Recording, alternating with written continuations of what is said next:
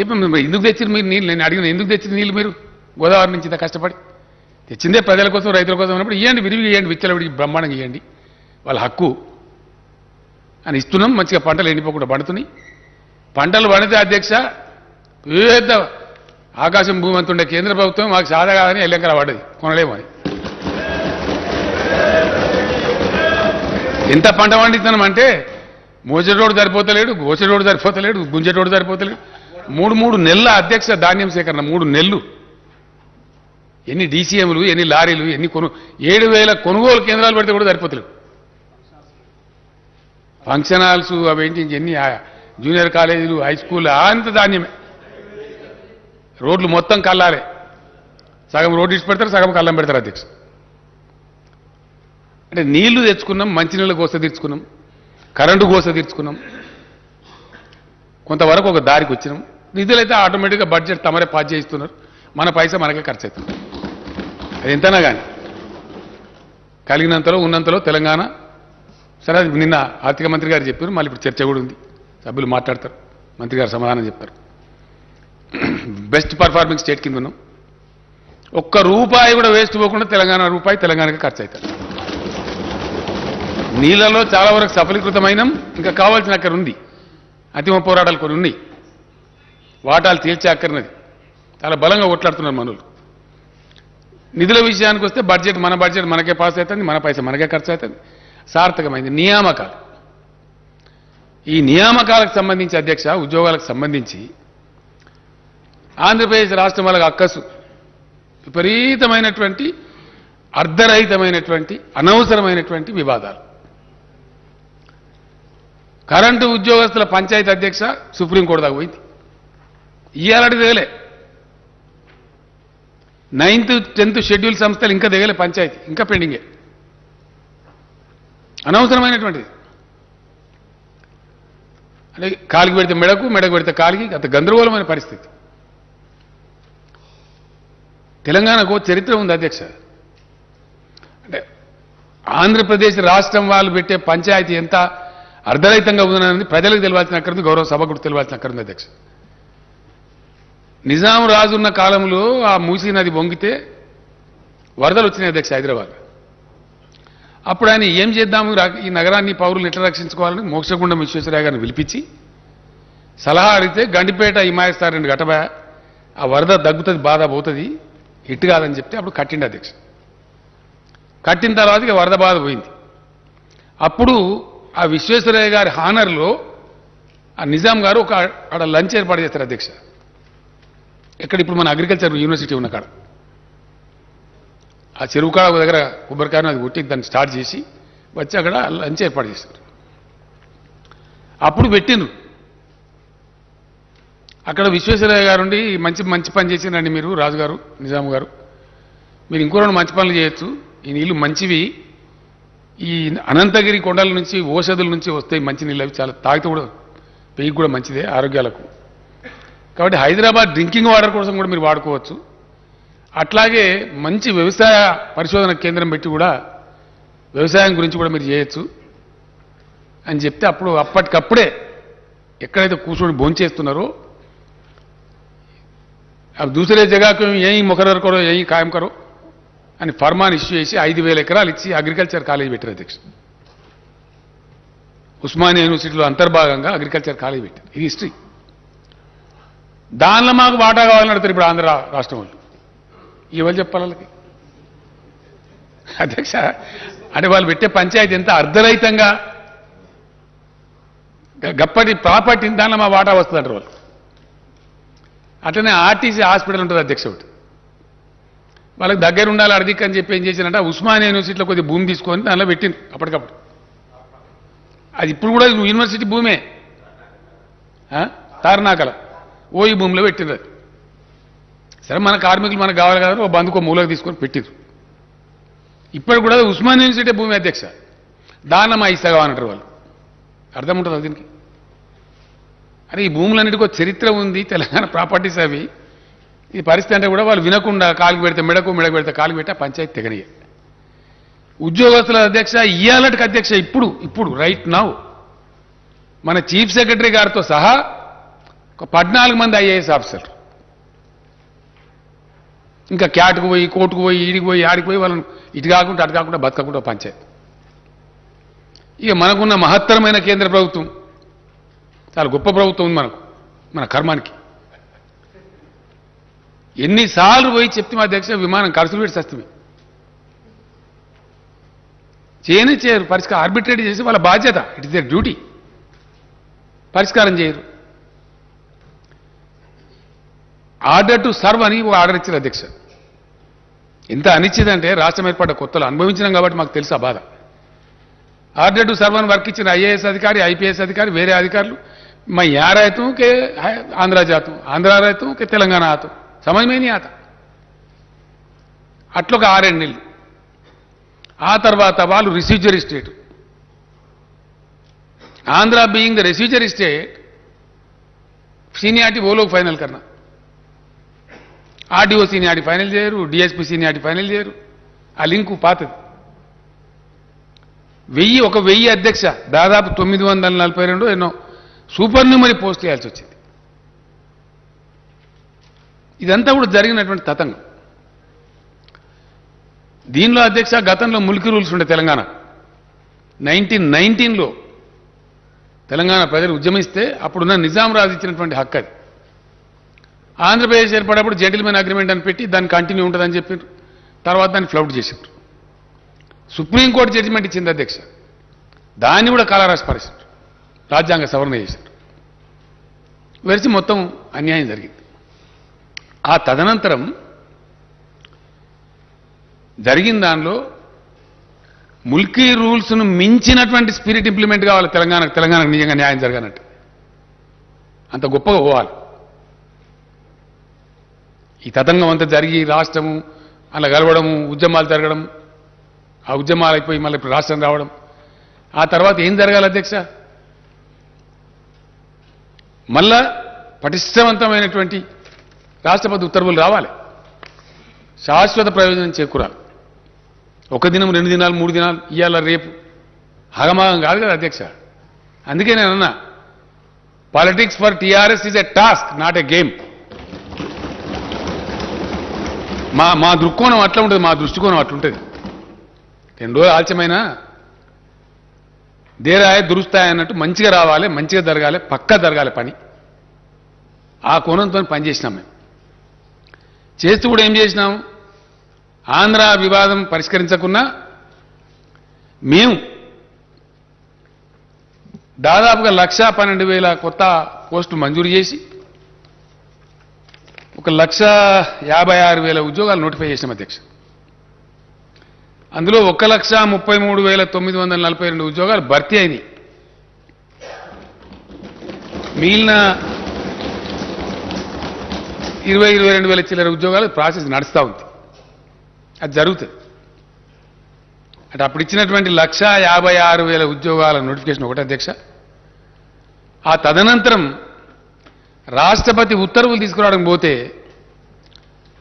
మేము అడిగినాం, మేము ఎవరితోనైతే విడిపోయినామో, ఎవరితోనైతే వేరుబడి రాష్ట్రమైనామో, మాకు రేపు ప్రమాదం కూడా వాళ్ళతోనే ఉంటుంది కాబట్టి ఆ రక్షణ మాకు కావాలి. కాబట్టి మాకు మరాఠాలతోనో కర్ణాటకలతోనో కాదయా బాబు, మా భాష వాళ్ళ భాష ఒకటే కాబట్టి మాకు ప్రమాదం ఉంటుంది. కాబట్టి ఖచ్చితంగా మాకు రక్షణ కావాలని చెప్పి రూల్స్ అన్ని తయారు చేసి ప్రెసిడెన్షియల్ ఆర్డర్, కొత్త రాష్ట్రపతి ఉత్తర్వులు సవరణ చేసి క్యాబినెట్ ఆమోదం చేసి పంపినాం. దానివల్ల పెండింగ్ పెట్టారు అధ్యక్ష కేంద్రంలో సుమారు 1 ఏడాది. చివరికి నేనే 4 సార్లు పోయి అక్కడ ఒక ఐఏఎస్ అధికారుల బృందం, మన రామచంద్రరావు మన ఫైనాన్స్ సెక్రటరీ గారు, అదే పని మన లా సెక్రటరీ గారు సంతోష్ రెడ్డి గారు, అదే పని అక్కడ పెట్టి ఆ న్యాయ విభాగం, ఈ విభాగం, ఆ విభాగం తిరిగి చివరికి రాష్ట్రపతి గారిని, ప్రధానమంత్రి గారిని నేనే పోయి కలిసిన అధ్యక్ష. 4 సార్లు 5 సార్లు కలిసి, అయ్యా మా ప్రాబ్లం ఇదే, దయచేసి అర్థం చేసుకోండి అని చెప్పి ఇలా తెలంగాణ సాధించినటువంటి ఒక గొప్ప విజయం అధ్యక్ష. ముల్కీ రూల్స్ స్ఫూర్తిలో తెలంగాణ హక్కులను శాశ్వత ప్రాతిపదికన పరిరక్షించడానికి ఏదో రాజకీయాల కోసం నీకోటి చాక్లెట్, నాకో బెల్లం, నీకో బిస్కెట్ కాదు అధ్యక్ష. మేము ఆ పని చేయలే. శాశ్వత ప్రాతిపదికన తెలంగాణ యువతకు వాళ్ళ ఉద్యోగాలు వాళ్ళకే దక్కేటట్టు 95% లోకల్ కోటాతో రాష్ట్రపతి ఉత్తర్వులు తెచ్చాం అధ్యక్ష.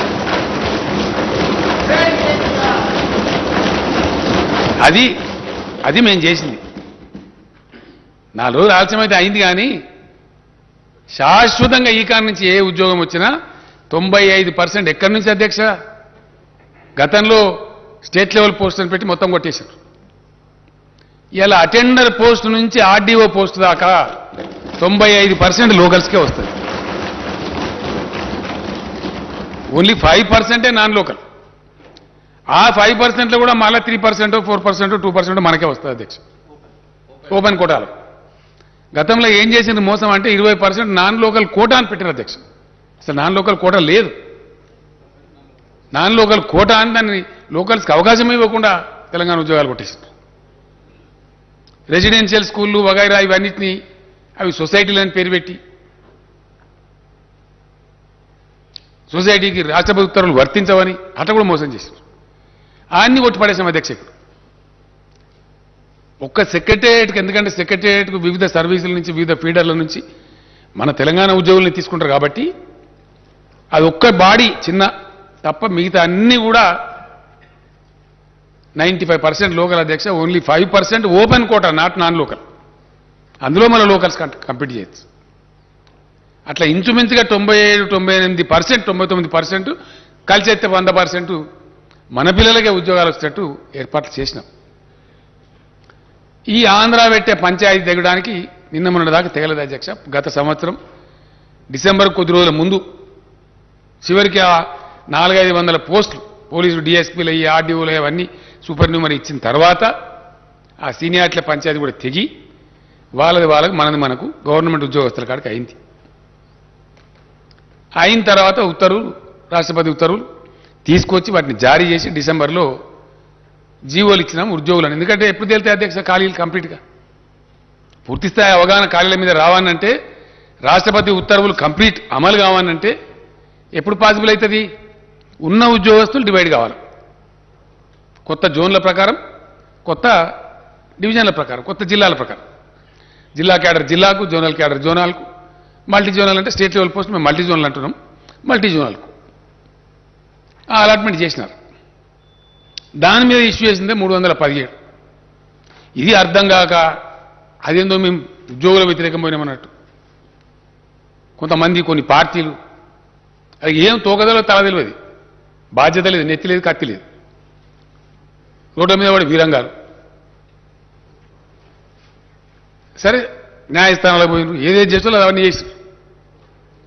అప్పుడు మేము కఠినంగా దాన్ని ఇంప్లిమెంట్ చేసినాం.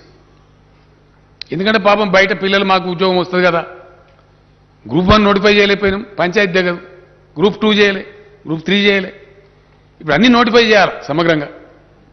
కాబట్టి వేచి ఉన్నాం. మొన్న డిసెంబర్లో అలాట్మెంట్ చేసిన తర్వాత ఎక్కడో అక్కడ సర్దుకున్నారు. సరే ఫైనల్గా సార్ మాకు మ్యూచువల్ అవకాశం ఏంటంటే సార్ అది కూడా ఇచ్చిండ్రు. అది చీఫ్ సెక్రటరీ గారే స్వయంగా చూస్తున్నారు. వాళ్ళు అడిగిన సరే వాళ్ళు ఇష్టం ఉంటే పెట్టుకొని మనకు పోయేది ఏముందని ఇచ్చినాం. అయిపోయినాయి. ప్రమోషన్లు కూడా ఆల్మోస్ట్ అందరికి ఇచ్చేసినాం. ఒక టీచర్ల లేదా ఉందని చెప్పారు, అది కూడా నిన్న నేను చీఫ్ సెక్రటరీ గారికి ఆదేశం ఇచ్చిన ఇమీడియట్ కంప్లీట్ చేయమని చెప్పి అయిపోయింది. ఫైనల్గా అధ్యక్ష ఒక రాష్ట్రం కానీ ఒక దేశం కానీ ప్రగతి పథంలో అద్భుతాలు ఆవిష్కరించాలి, గొప్ప ఫలితాలు రాబట్టానంటే ప్రజాప్రతినిధులుగా ఉన్నటువంటి మనం కానీ, పొలిటికల్ బ్యూరోక్రసీ కానీ, అఫిషియల్ బ్యూరోక్రసీ కానీ సంతోషంగా ప్రేమతోని హ్యాండ్ ఇన్ హ్యాండ్ పనిచేయాలి, ప్రేమ భావకంతో పనిచేయాలి, చాలా గొప్పగా పనిచేయాలి. కాబట్టి వాళ్ళు కూడా మంచి సంతోషపూర్వకంగా ఉల్లాసంగా పనిచేస్తే చాలా మంచి ఫలితాలు వస్తాయి. ఆ ఫలితాలు మేము రాబట్టినాం అధ్యక్ష తెలంగాణలో. Yes definitely we're a better administrating state, we're a better performing state. అందుకోసం రిజల్ట్స్ వచ్చినాయి 100%. వాటికనే పెరుగుతుంది అధ్యక్ష. జిఎస్డిపి నోట్ల మాట ఎందుకో మహారాష్ట్ర పెరుగుతలేదు, ఇంకో పెద్ద డంబాచారం కూడా గుజరాత్ ఎందుకో పెరుగుతలేదు. ఎప్పుడో సెటిల్డ్ స్టేట్స్ అధ్యక్ష అవన్నీ. ఇలా తమిళనాడు, కర్ణాటక, మహారాష్ట్ర, గుజరాత్ గొప్ప manufacturing states, highly settled states. 50, 60, 70 ఏళ్ళుగా రాష్ట్రాలుగా జీవిక కొనసాగిస్తున్న రాష్ట్రాలు. వాటన్నిటిని తోసిరాజని తలదని ఇలా Telangana number 1 per capital GSDP. Yes ఎవడో ఏదో ఆశామాచిగా రోడ్ల మీద మస్తుగా మాట్లాడదు అధ్యక్ష, దానికేమున్నది?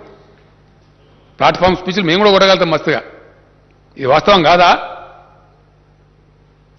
ఇన్ని మేము ఆంధ్ర సృష్టించే అర్ధరహితమైన వివాదాలు ఎదుర్కొంటూ నిష్క్రియాపరంగా వ్యవహరిస్తున్నటువంటి కేంద్ర ప్రభుత్వ నిర్లక్ష్య వైఖరి, తెలంగాణ వ్యతిరేక వైఖరిని కూడా భరిస్తూ ఇవన్నీ సాధించినాం అధ్యక్ష. ఎస్, డెఫినెట్గా సాధించినాం పాజిటివ్గా. ఇలా లోన్లీ స్టేట్ అధ్యక్ష, ఒకటే ఒక్క రాష్ట్రం తెలంగాణలో, ఏకైక రాష్ట్రం 24 గంటలు అన్ని రంగాలకు గంట బజాయించి క్లీన్ పవర్ ఇచ్చే రాష్ట్రం తెలంగాణ కాదా అధ్యక్ష? పెద్ద పెద్ద నోరు పెట్టుకొని మాట్లాడతారు చాలా మంది. రమ్మని, ఏ రాష్ట్రం ఇస్తారు రమ్మని మాట్లాడదాం. ఇండియాలో ఒక్క తెలంగాణ తప్ప ఉన్నదా ఇంకో రాష్ట్రం? ఇది మా ఘనత కాదా? దీన్ని ఒప్పుకునే సంస్కారం ఉండద్దా అధ్యక్ష? ఇట్లా చేసుకుంటూ వచ్చి ఉద్యోగస్తులది కూడా ఇప్పుడు కూడా తెగలే అధ్యక్ష. ఇంకా పంచాయతీ ప్రభుత్వ ఉద్యోగుల కాడికి తెగింది 9th షెడ్యూల్ 10th షెడ్యూల్ ఇంకా తెగలే. అది తెగితే ఆడో 20-30 వేలు వస్తాయి పాపం పిల్లలకు. తెగలేదని మేము ఊకోలేదు అధ్యక్ష. కరెంటు ఉద్యోగస్తులది విపరీతమైన పేచీలు పెట్టి పంచాయతీ పెడితే కూడా గత పాలకులు, సమైక్య పాలకులు ఒక పెద్ద ఘోరమైన అన్యాయం చేసిండ్రు. ఎలక్ట్రిసిటీ డిపార్ట్మెంట్లో పనిచేసిన పిల్లలకు సబ్ స్టేషన్ల కాడ పెట్టి వాళ్ళని అర్ధాకలతో చంపి నాశనం పట్టించారు వాళ్ళని. అట్లాంటి వాళ్ళకి ఎంతమందికి అధ్యక్ష మేము 22,722 మంది పిల్లలను ఎలక్ట్రిసిటీలో రెగ్యులరైజ్ చేసినాం. మేము వాళ్ళ కడుపు నుండి అన్నం పెడతా ఉన్నాం. అట్లని మేము ఊరుకోలే. 1.5 లక్ష పోస్టులు 1,55,000 నోటిఫై చేసినాం. 1,33,000 రిక్రూట్ చేసినాం. ఇంకో 20,000 ప్రాసెస్ జరుగుతూ ఉంది. అటు కరెంటు వాళ్ళ పిల్లలు ఉద్యోగస్తులు చేసినాం. అన్నిటిని మించి అధ్యక్ష, ఇది కూడా చరిత్ర, ఫ్యాక్ట్, అన్నిటిని మించి మేము ఎంప్లాయీ ఫ్రెండ్లీ గవర్నమెంట్ అని ప్రకటించుకున్నాం అధ్యక్ష. Yes, we're friendly. ఒక దుర్మార్గమైన విధానం సమైక్య పాలకులు చేసినారు. కాంట్రాక్ట్ ఉద్యోగం, కడుపు కొట్టే పని. కాంట్రాక్ట్ ఉద్యోగం అనేది వాడిని రాసి రంపాన పెట్టి ఆయన ఎక్కువ పని చేస్తాడు, అసలు తక్కువ పని చేస్తాడు అధ్యక్ష. అసలు ఉద్యోగాన్ని ఎక్కువ పని చేస్తాడు కానీ ఆయనకు జీతం సరిగేయరు, సౌకర్యం సరిగా ఉండదు. మేము దాన్ని రద్దు చేసినాం. కాంట్రాక్ట్ ఎంప్లాయీస్ అవసరం లేదు రాష్ట్రంలో అని చెప్పినాం. చాలా కొంతమంది పుణ్యాత్ములు పార్టీలేవైనా అధ్యక్ష కోర్టు. తర్వాత మేము కూడా న్యాయ పోరాటం చేసినాం. నేను చదువుతున్నా, స్టేట్మెంట్లో చెప్తా బాగా ఆప్షన్ చేసి గెలిచినాం. ఇట్లా మేము ఊరుకోలేదు అధ్యక్ష. నిజంగా హైయెస్ట్ పేడ్ ఎంప్లాయీస్ ఎవరి అలా ఇండియాలో తెలంగాణ ఎంప్లాయీస్. డెఫినెట్గా ఉద్యమ సందర్భంలో ఏ మాట అయితే మేము చెప్పినామో తెలంగాణ ధనిక రాష్ట్రం అవుతుంది, అయింది. Telangana employees highest paid employees ఉంటారు, పే చేస్తున్నాం. ఎస్ అధ్యక్ష, అన్నిటిని మించి ఇండియా మొత్తంలో ఏ కేంద్ర ప్రభుత్వం కానీ ఏ రాష్ట్రం కానీ చేయని విధంగా ఒక సంస్కారంతో చిన్న ఉద్యోగులకు కూడా న్యాయం జరగాలని చెప్పి 30% మొన్న పే రివిజన్ ఇస్తే వాళ్ళకు కూడా ఇచ్చినాం అధ్యక్ష. ప్రతి ఒక్కరికి ఇచ్చినాం. ట్రాఫిక్ కానిస్టేబుళ్లకు 30% బేసిక్ శాలరీ యొక్క రిస్క్ అలవెన్స్ ఇచ్చే ఒకటే ఒక రాష్ట్రం ఇండియాలో తెలంగాణ అధ్యక్ష. హైలీ పేడ్ హోమ్ గార్డ్స్ ఉండే రాష్ట్రం ఇండియాలో తెలంగాణ అధ్యక్ష. ఇట్లా అనేక చర్యలు తీసుకున్నాం. వాళ్ళకి రక్షణ ఇచ్చినాం, వాళ్ళ కడుపు నింపినాం. ఎవరు పుట్టగొట్టే ప్రయత్నం చేయలే. నేను మా ఫైనాన్స్ సెక్రటరీ గారు రామచంద్రరావు గారు వస్తే, రామచంద్రరావు గారు ఎందుకంటే ఆయన కాదని నడవదు కదా అధ్యక్ష, ఇండిసిప్లిన్ రావద్దు కదా. తెలంగాణ ఇప్పుడు కూడా బై డేట్ కూడా డిఫాల్ట్ చేయం అధ్యక్ష. అందుకే మనకు పతారు మన బాండ్లు 40 సంవత్సరాల బాండ్లు కూడా అమ్ముడు పోతాయి. ఏ రాష్ట్రం బాండ్లు అమ్ముడు పోవట్ల. 40 years బాండ్ అమ్ముతుంది తెలంగాణ, కొంటున్నారు హాట్ కేక్ లాగా. ఎందుకంటే వీ డోంట్ డిఫాల్ట్, ఉన్నంతలోనే తిందామని చెప్పి బయట ఏదో అవాకులు చెవాకులు మాట్లాడతారు అధ్యక్ష. లోయెస్ట్ అప్పులుండే రాష్ట్రం ఇలా ఇండియాలో తెలంగాణ, అతి తక్కువ. ఎస్, అకౌంట్స్ ఇచ్చినాం కదా అధ్యక్ష. ఆడిటర్ జనరల్ గారు ఇచ్చిన అకౌంట్స్ ఇచ్చినాం. We can discuss. తక్కువ, చాలా రాష్ట్రాల కన్నా తక్కువ అప్పులు ఉంటాయి. ఫిస్కల్ ప్రుడెన్స్ మెయింటైన్ చేస్తాం, డిసిప్లిన్ మెయింటైన్ చేస్తాం, కడుపు కట్టుకొని నోరు కట్టుకొని అవినీతి రహితంగా పనిచేస్తా ఉన్నాం. కాబట్టి ఇంత ప్రగతి రాగలుగుతారు.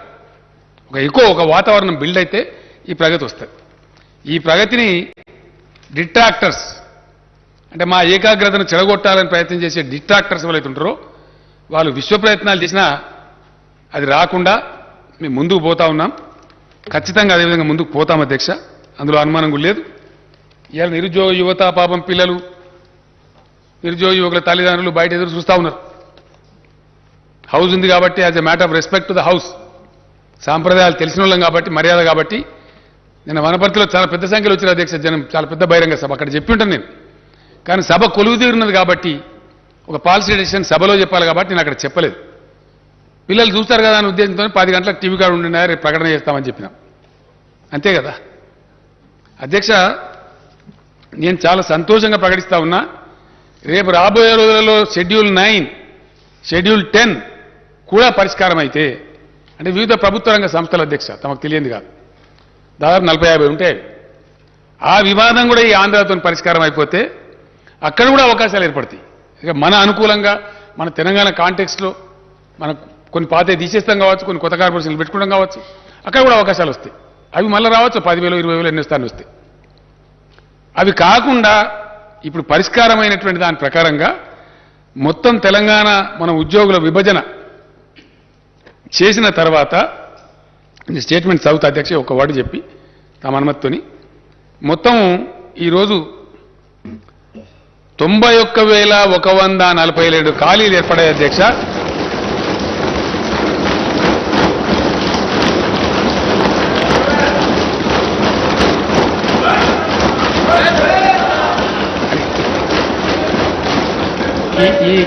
ఈ 91,142 ఉద్యోగాలకు ఈ రోజు నుంచే మొత్తం నోటిఫై చేసేస్తారు అధ్యక్ష,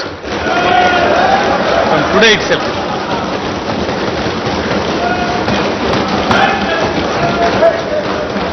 ఇందులో అధ్యక్ష, ఇందులో నేను స్టేట్మెంట్ చదివే ముందు ఒక విషయం చెప్పాల్సిన అక్కడ బాధ్యత నా మీద ఉంటుంది. ఇందులో అధ్యక్ష, గతంలో హైకోర్టు పోయి ఏవైతే కాంట్రాక్టు ఉద్యోగస్తుల పొట్టలు నింపాలని మానవీయ కోణంలో మేము రెగ్యులరైజేషన్ ప్రతిపాదించినామో అవి 11,103 మంది ఉన్నారు అధ్యక్ష పిల్లలు. ఇక వాళ్ళ ఏజ్ అయిపోతా ఉంది పాపం, వాళ్ళకి ఏదో ఉద్యోగం కదా పర్మనెంట్ కాకపోతే ఆస్తితో జాయిన్ అయినారు, సర్వీస్ పాపం ఏజ్ అయిపోతా ఉంది. వాళ్ళు మొదలేస్తే ఇప్పుడు పాపం వాళ్ళు బదారణ పడతారు, అర్ధాకలతో పనిచేస్తున్నారు. వాళ్ళు ఊరుగా కోరుతున్నారు. మొన్ననే హైకోర్టు కూడా పర్మిషన్ ఇచ్చింది అధ్యక్ష, గత డిసెంబర్లోనే. ఈ వివాదం అయిపోతే చేద్దాం అనుకున్నాం. ఈరోజు నేను అధికారికంగా ప్రకటిస్తా ఉన్నా, ఇందులో 11,103 కాంట్రాక్ట్ ఉద్యోగులందరినీ కూడా రెగ్యులరైజ్ చేస్తా ఉన్నాం అధ్యక్ష.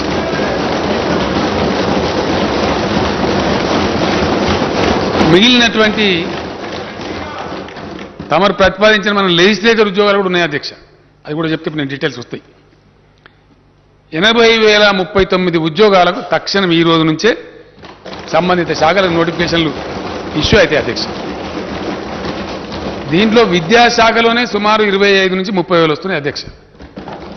స్కూల్ ఎడ్యుకేషన్ కావచ్చు, హైయర్ ఎడ్యుకేషన్ కావచ్చు, యూనివర్సిటీలు కావచ్చు, ఎక్కడ ఖాళీ లేకుండా భర్తీ చేస్తా ఉన్నాం అధ్యక్ష. నేను తమ అనుమతితో స్టేట్మెంట్ చదువుతా సార్. అధ్యక్ష, తెలంగాణ పోరాట నినాదమే నీళ్లు, నిధులు, నియామకాలు. రాష్ట్రం ఏర్పడిన తర్వాత తెలంగాణ నిధులు తెలంగాణకే దక్కుతున్నాయి. తెలంగాణ అవసరాలకు తగినట్టుగా సాగునీటి ప్రాజెక్టులు నిర్మించుకుంటూ ఉన్నాం. నియామక ఏంటి వాళ్ళకి ఇయ్యలేదండి,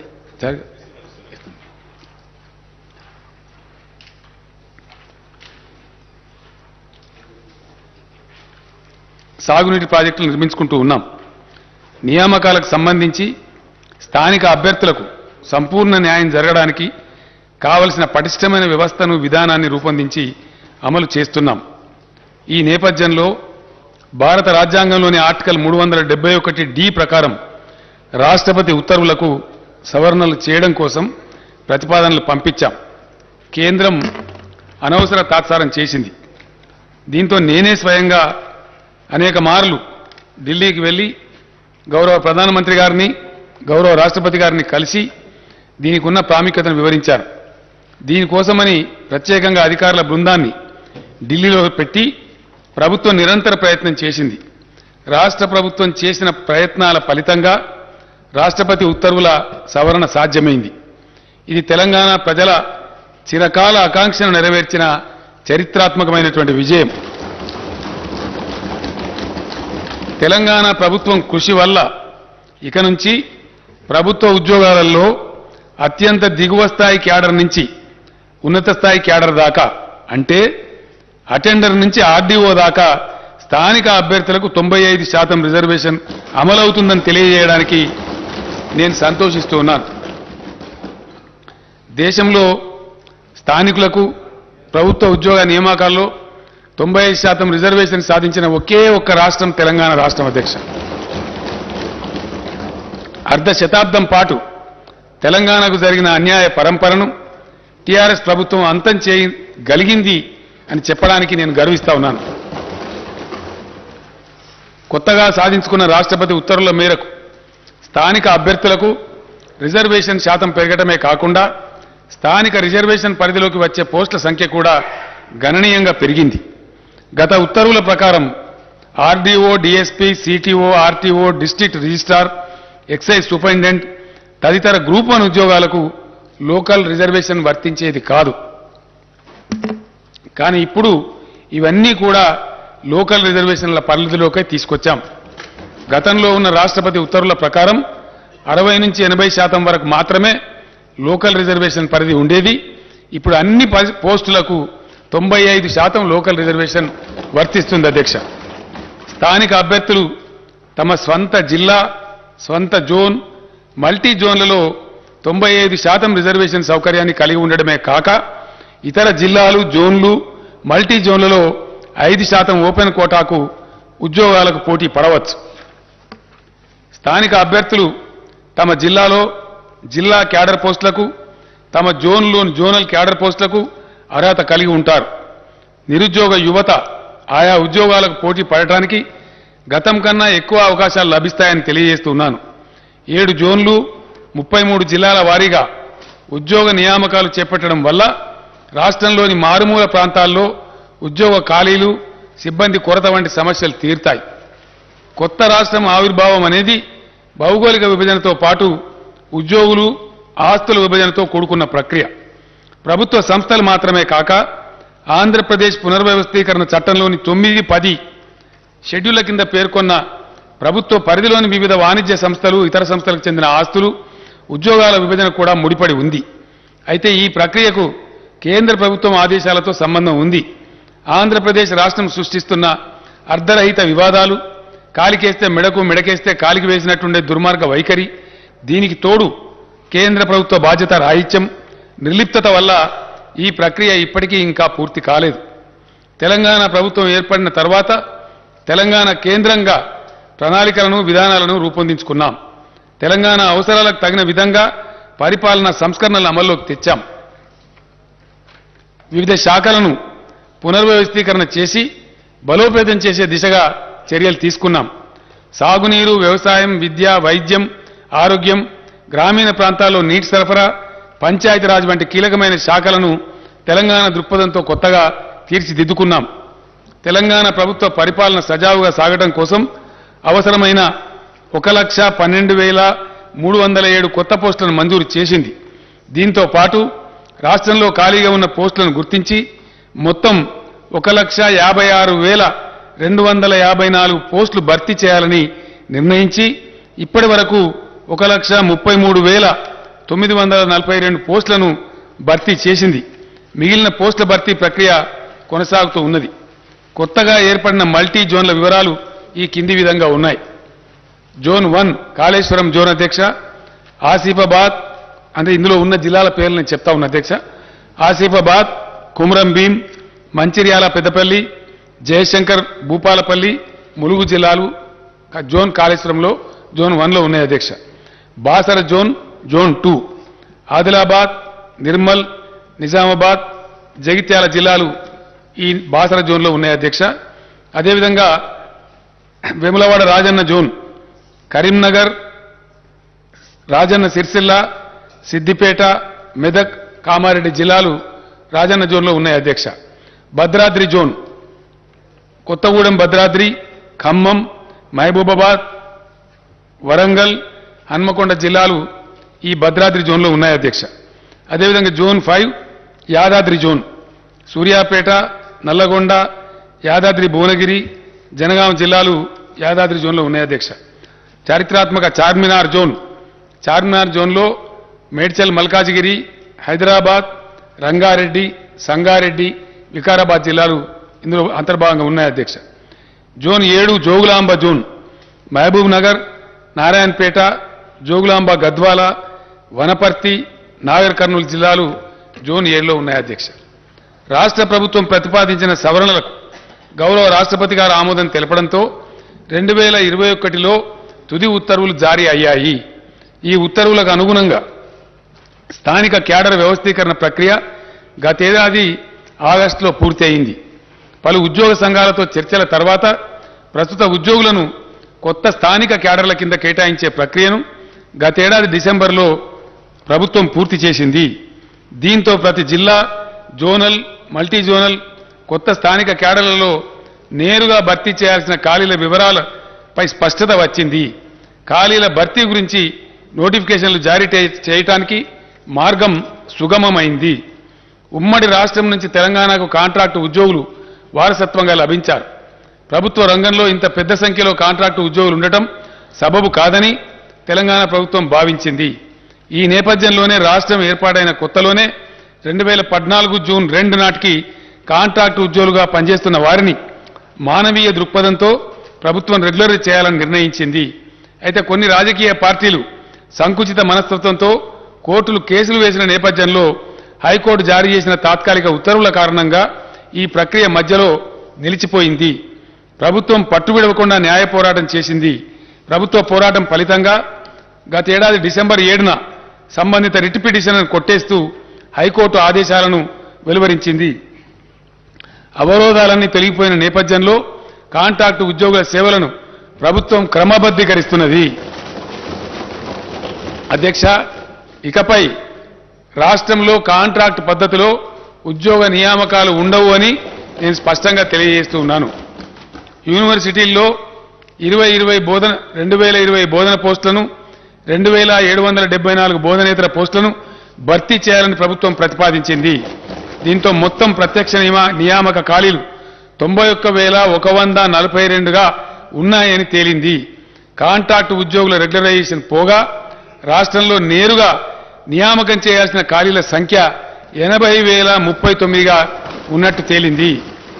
ఈ పోస్టుల భర్తీని వెంటనే చేపట్టాలని ప్రభుత్వం నిర్ణయించిందనే శుభవార్తను రాష్ట్ర నిరుద్యోగ యువతకు నేను తెలియజేయడానికి సంతోషిస్తా ఉన్నాను. అధ్యక్ష, ఈ భర్తీ ప్రక్రియ వల్ల ఏటా సుమారు 7,000 కోట్ల రూపాయల అదనపు భారం రాష్ట్ర ఖజానాపై పడుతుంది. అయినా కూడా ప్రభుత్వం ఈ సాహసోపేత నిర్ణయాన్ని తీసుకుందని నేను తెలియజేస్తున్నాను. ఇక నుంచి అధ్యక్ష, ప్రభుత్వ ఉద్యోగంలో ఉండేటువంటి ఖాళీలు, వీటి మీద రకరకాల అపోహలు, ఇష్టం వచ్చిన స్టేట్మెంట్లు, ఎవరు పడితే వాళ్ళు ఇవ్వటం ఎంత జరుగుతూ ఉంది. అదంతా కూడా తీసివేసి యువకులకు స్పష్టత ఉండడానికి, టోటల్ ట్రాన్స్పరెన్సీ తేవడానికి కొత్త పాలసీ తెస్తా ఉన్నాం. ఇక నుంచి ఖాళీలను ముందే గుర్తించి ప్రతి సంవత్సరం ఉద్యోగాల భర్తీ క్యాలెండర్ను ప్రకటించి పారదర్శకంగా నియామకాలు చేపట్టాలని ప్రభుత్వం నిర్ణయం తీసుకుంది. ఈ మేరకు అన్ని విభాగాలు తమ వద్ద ప్రతి సంవత్సరం ఏర్పడే ఖాళీల వివరాలను సిద్ధం చేస్తాయి. నోటిఫికేషన్ల జారీ కోసం ఆయా నియామక సంస్థలకు సమాచారం ఇస్తాయి. ఉద్యోగార్థులు అన్ని నియామక పరీక్షల్లో పోటీ పడేందుకు వీలుగా మధ్యలో తగిన వ్యవధి ఇస్తూ నోటిఫికేషన్లు విడుదల చేయాలని ప్రభుత్వం నిర్ణయించింది.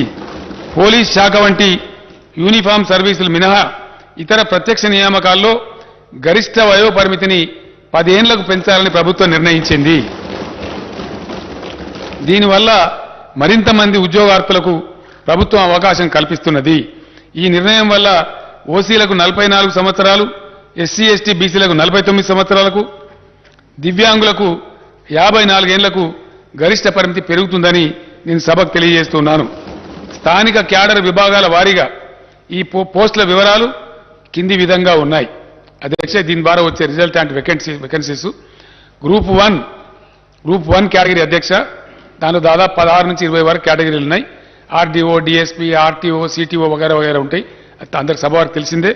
అందులో గ్రూప్ 1 కింద 503 పోస్టులను ఇమీడియట్గా నోటిఫై చేస్తా ఉన్నారు.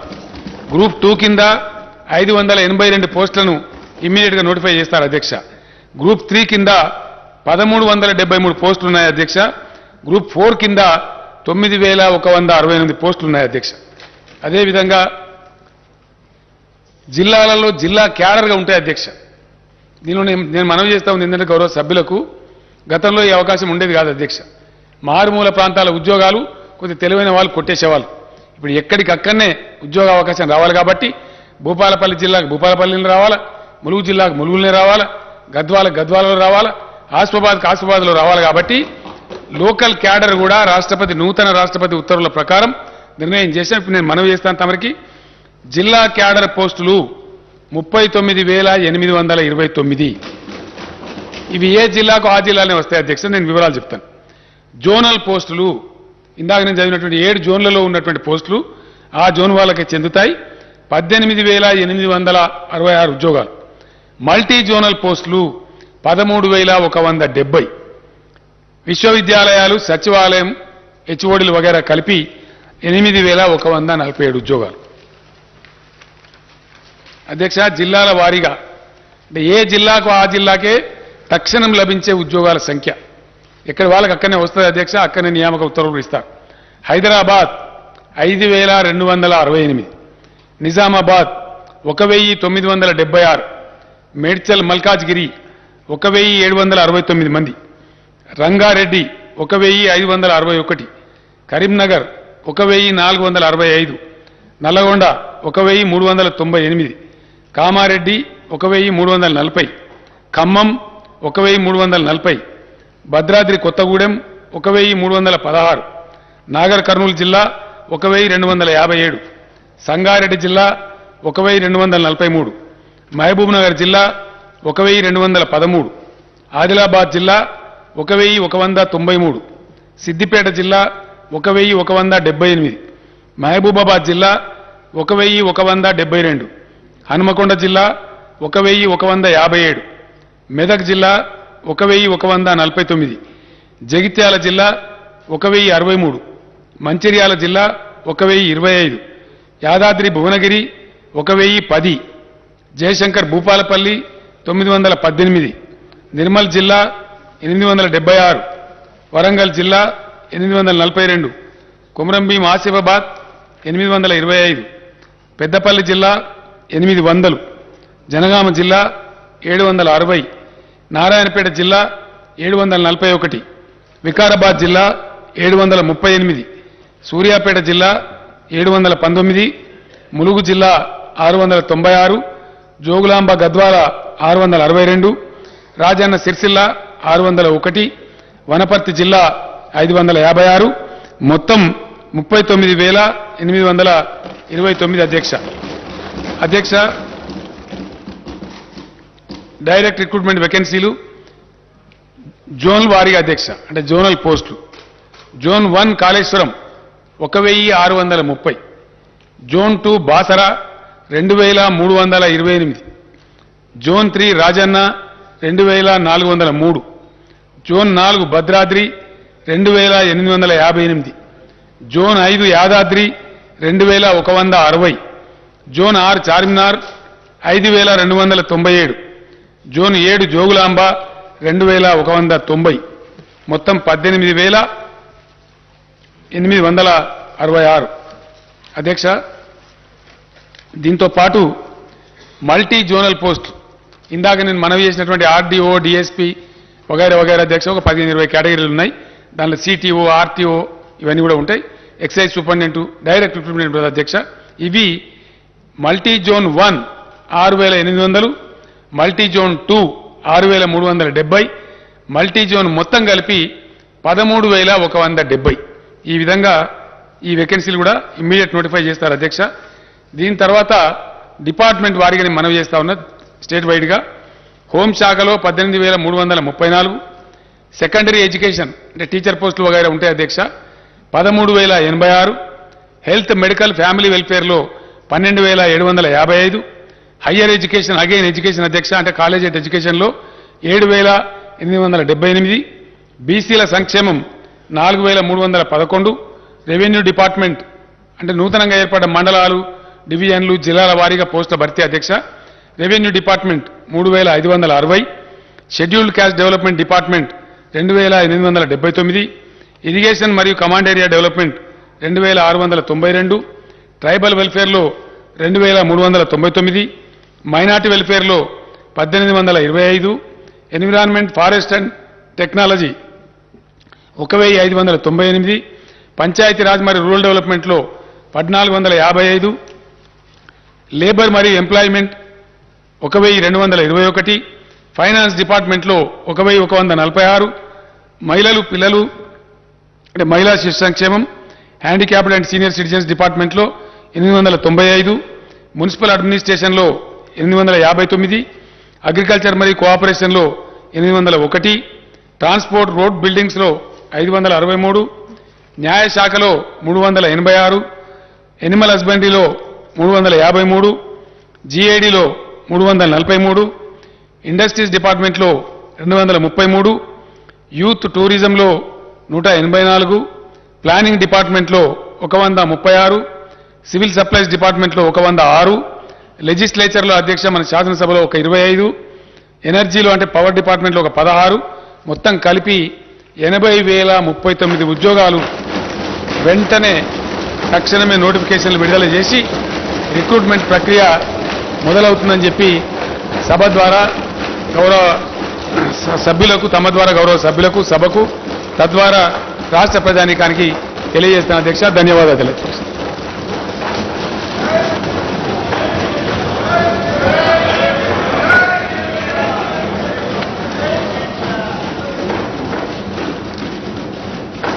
There are some announcements.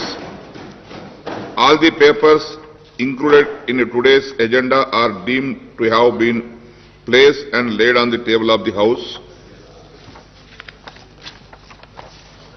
I am to announce to the House that cut motions to the demands for grants for the budget 2022-23 will be received up to 2 p.m. today, the 9th March 2022. One more announcement. I am to announce to the House that I have nominated the following members to be on the panel of chairmen for the second meeting of 8th session: Sri Dharamsot Reddy Nayak, Sri Muhammad Modam Khan, Sri Hanuman Sinde, Sri Manchireddy Kishan Reddy. Now, general discussion on the annual finance statement budget for the 2022-23.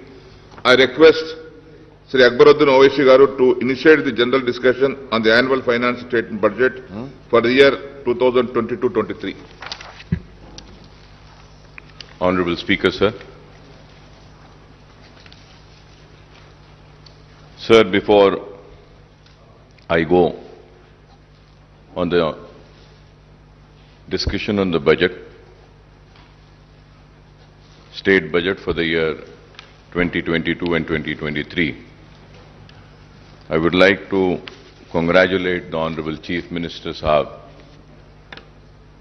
for making the announcement for the recruitment in the government department. बहुत देर से ये मुतालिबा था और आज chief minister साहब ने इस ऐवान के जरिए रियासत की आवाम में एक खुशी की लहर दौड़ा दी कि इतने सारे तकर्रुरात का ऐलान किया, न सिर्फ वैकेंसीज को फिल करने का ऐलान किया बल्कि उसके साथ ही साथ ये भी ऐलान किया कि जितने भी जो लोग काम कर रहे थे कॉन्ट्रैक्ट बेसिस पे उनको भी रेगुलर करेंगे और सालाना हर वैकेंसी जब भी आएगी उसको पुर किया जाएगा। ये काबिल मुबारकबाद इक़दाम है जिसके लिए मैं अपनी पार्टी की जानिब से चीफ मिनिस्टर साहब को, रियासती हुकूमत को दिल की गहराइयों से मुबारकबाद देता हूं। Sir, now going ahead with the discussion on the state budget for the year 2022 and 2023. Sir, I congratulate the Finance Minister, Janab Harish Rao Sahab, for presenting the next year budget with a record outlay of 2.57 crores. I also compliment Harish Rao Sahab for making a marathon budget speech for over 2 hours. However, I would like to say that this budget speech is very significant for 2 reasons.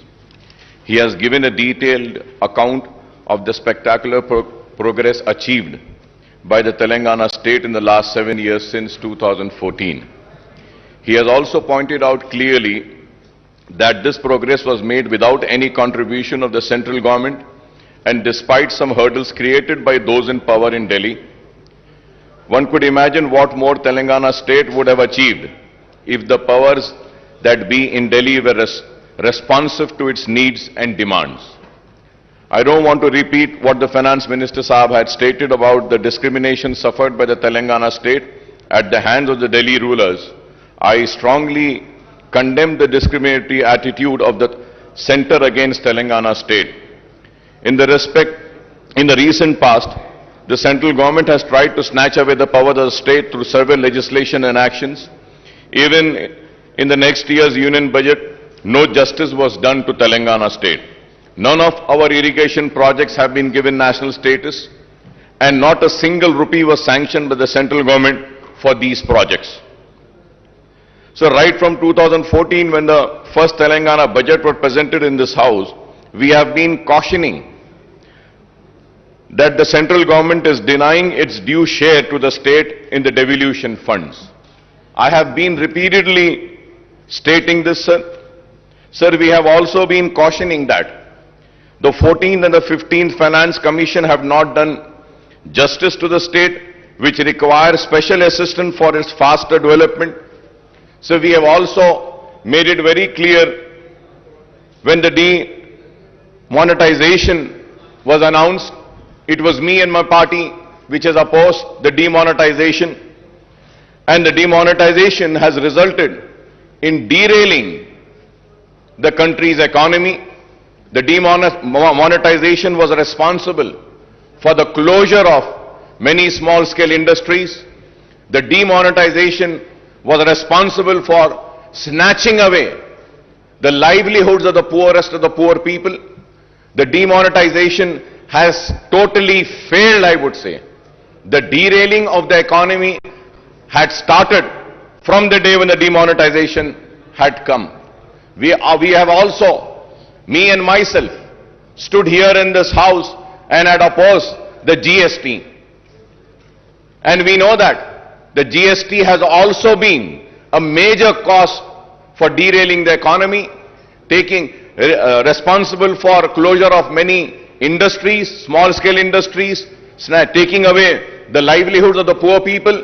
So GST had to be discussed more further without a total discussion and taking into account the real reasons as to why the GST was opposed by my party.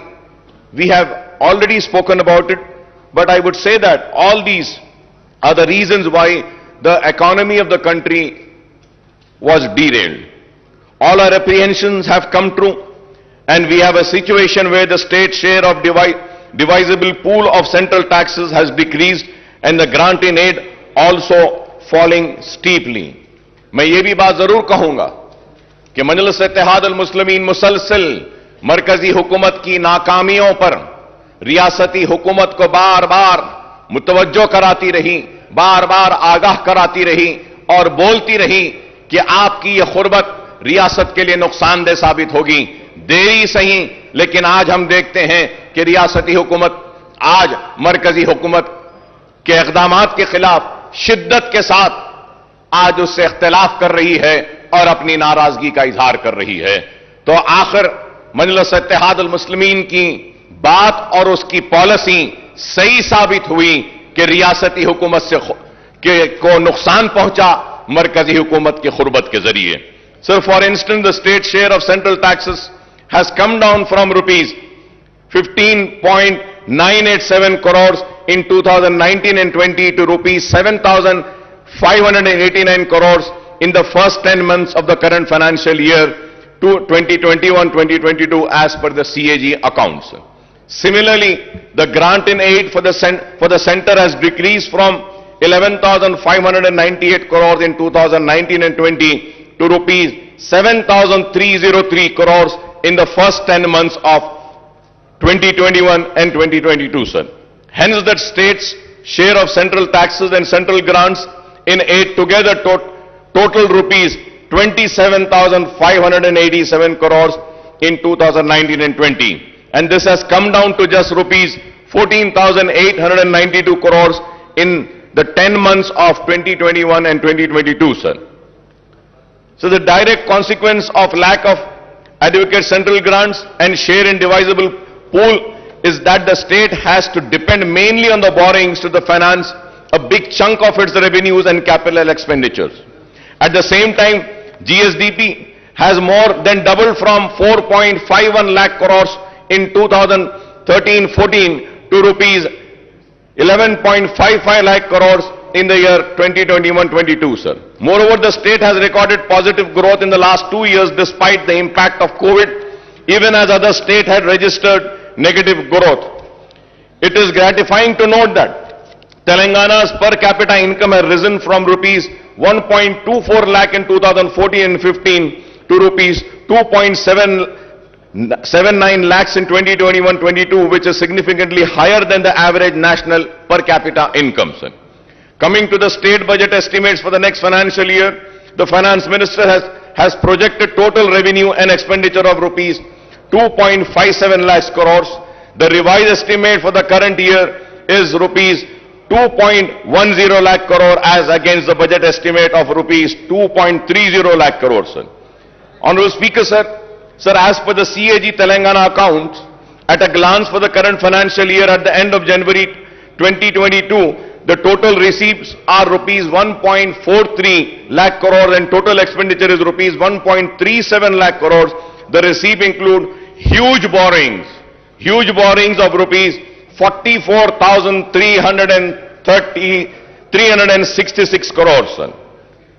I must admit that the successive finance ministers of Telangana are incorrigible optimistic. Every time they present the state budget, they come up with a very impressive estimates, but the actual receipts and expenditure indicates a massive shortfall after year. Not only the estimates of the share of central taxes and the grant in aid are on a higher side every time, but the estimate of state-owned taxes revenue and non-tax revenues are projected beyond capacity of the revenue earnings department, sir. Let us take the figures of the current year's budget estimate and the actual for the last 10 months, sir. Sir, if we have to see the figures of the last 10 years, sir, the state-owned revenues are estimated at rupees 98,179 crores, but the actual receipts in 10 months are only 77,789 crores, that is 79% of the estimates. Similarly, the state non-tax revenues are projected at rupees 30,577 crores, but the actual receipts are 5,600 crores, that is 18% of the estimates. The state's own tax and non-tax revenues together were estimated at rupees 1,28,756 crores, but the actual receipt in 10 months amount to rupees 83,389 crores. The state is supposed to earn rupees 45,367 crores to achieve the year's budgeted target of rupees 35,367 crores as per the revised estimate. Honorable Speaker, sir, I don't think that the revenue earnings departments can perform miracles and achieve 10% target before the financial year which closes at March 31st. A direct consequence of the shortfall in revenue received is the huge shortfall in the state expenditure on both welfare schemes and developmental activities. The statement of CAG report on state budget, sir, which clearly gives a picture to us. If we have to see, Honorable Speaker, sir,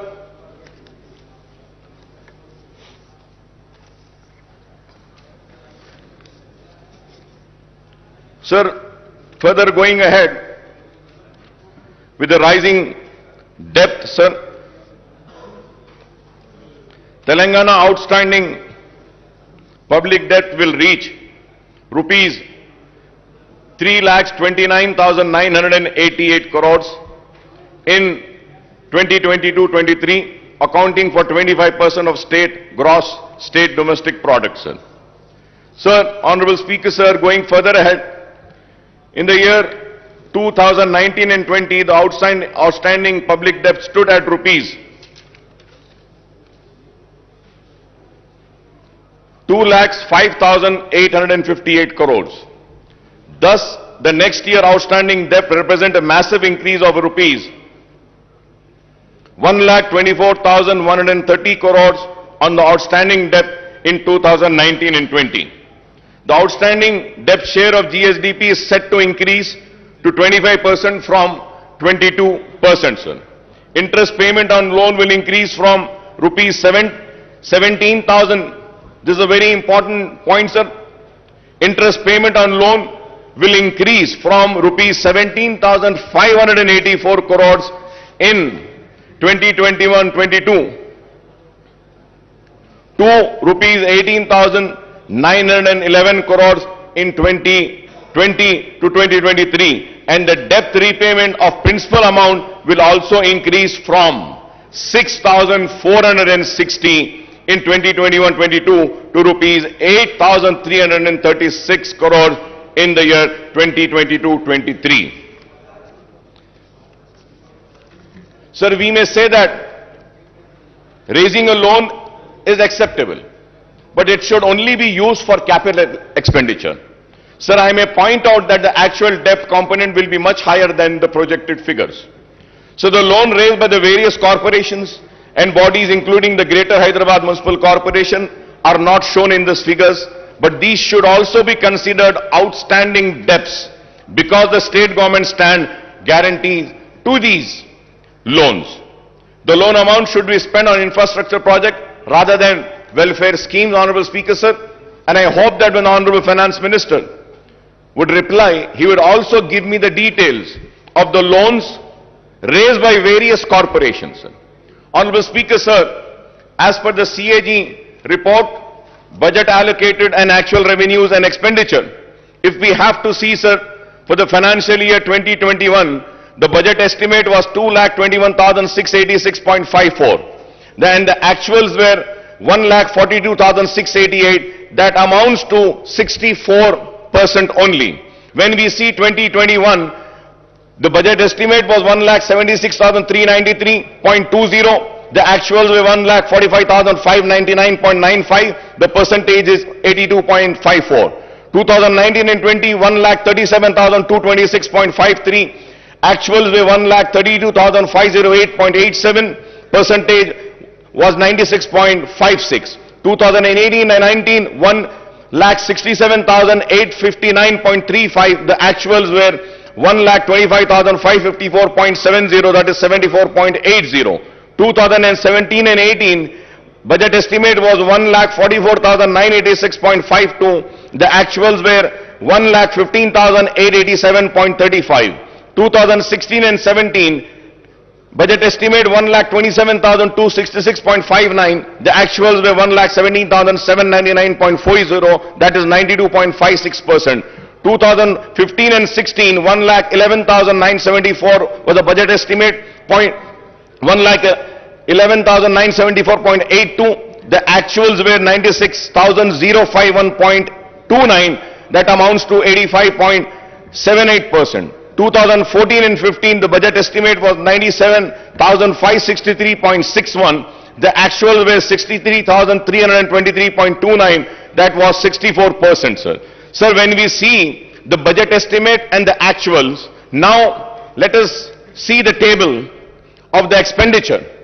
Sir, when we see the expenditure for the year 2021 and 2022, sir, again if we see the budget estimate was 1,98,430.21, but the actuals were 1,37,190.44. That was 69.14 in the year financial year 21-22. When we go to financial year 2020 and 2021, the budget estimate was 1,60,731.00, but the actual expenditure was 1,34,731.68. That is 83.82%, sir. For the financial year 2019 and 20, the expenditure, budget estimate expenditure was 1,28,330.51, but the actuals were 1,23,809.09. 2018 and 19, the actual expenditure was, budget estimated was 1,58,823.80, but the actual expenditure was 1,16,804.25, that amounts to 73%, sir. Sir, again if we see 2017, the budget estimate for the expenditure was 1,39,441.00, but the actuals were 1,09,384.62, that amounts to 78.45%, sir. 2016 and 17, 1,26,519.49 was a budget estimate for expenditure, but the actuals were 1,14,397.62, that amounts to 90.42, sir. So 2015 also, it was 1,09,582.72 and the actuals were 90,818.44. In the year 2014 and 15, 94,890.50, but the actual expenditure was 61,840.48, sir. So now, if we are seeing these figures, so it is very clear that what has been the actuals and what has been the expenditure, what has been the budget estimate for the receipts and what has been the actuals, and also the expenditure, what was the budget estimate for the expenditure and what has been the actuals, sir. Sir, now going further ahead, sir, the state government claims that the Telangana is at the bottom of the list in the terms of GSDP ratio on public debt. In 2021, the outstanding loan was 2,44,119 crores, and in 2021 and 22, it stood at 2,85,120. If I am wrong, I may be corrected, sir. But as per my research and my work which I have done, the outstanding loan for the year 2021 is 2,44,119 crore, and in 21-22, it stood at 2,85,120 crores, sir.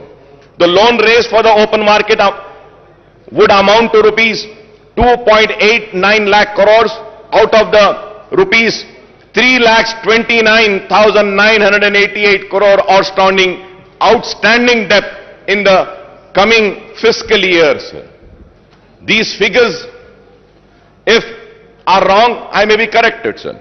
So the budget has proposed to borrow rupees 53,970 crores through market borrowing in 22-23 against 47,500 crores in the year 21-23. In 2020 and 2021, the market borrowings were 43,784 crores. The overall debt burden of the state government will stand. The important point, Honorable Speaker, sir, the overall debt burden of the state government will stand at 3,29,988 crores, including market borrowings of rupees 2,89,873 crores loan from the central government amounting to rupees 7,188 crore loan from autonomous bodies, rupees 13,591 crores special security, small saving and provident fund, etc., rupees 19,336. So this is the state of loans. So I would like to welcome the important announcement made by the Finance Minister Saab in the budget speech. The government has increased the Arogyasri reimbursement limit from rupees 2 lakh to 5 lakhs for routine procedures and up to 10 lakhs for transplant. However, Honorable Speaker, sir, the allocation for Arogyasri has come down from rupees 720 crores to 605 crore in the next year's budget, sir. Sir, at the same time, Honorable Speaker, sir, I would like to bring across is that the rates which have been fixed by Arogyasri are the rates which have been fixed long back, more than 15 years back. The rates were fixed. The rates needs to be revised. The revision of rates are very important. Many private hospitals are not admitting the Arogyasri patients. The reason is that the rates are very low. And most important, Honorable Speaker, sir, जब एक बीमार critical condition में आता है, critical care के लिए जब आता है और उसको सीसीयू में अगर ले जाना पड़ता है, Honorable Speaker, sir, the rates of Arogashiri are only 4,000 rupees. Critical care unit में 4,000 में तो इलाज नहीं हो सकता. Sir, many hospital in CCOs, they charge 40,000, 50,000 and few hospitals charge 1 lakh rupee a day. And the hospitals which MIM party runs, 2 hospitals we run. Sir, in those hospitals we charge only 11,000. No profit, no loss basis. But still, Arogashri is giving only 4,000 rupees. So with this, we cannot treat the poorest of poor patient.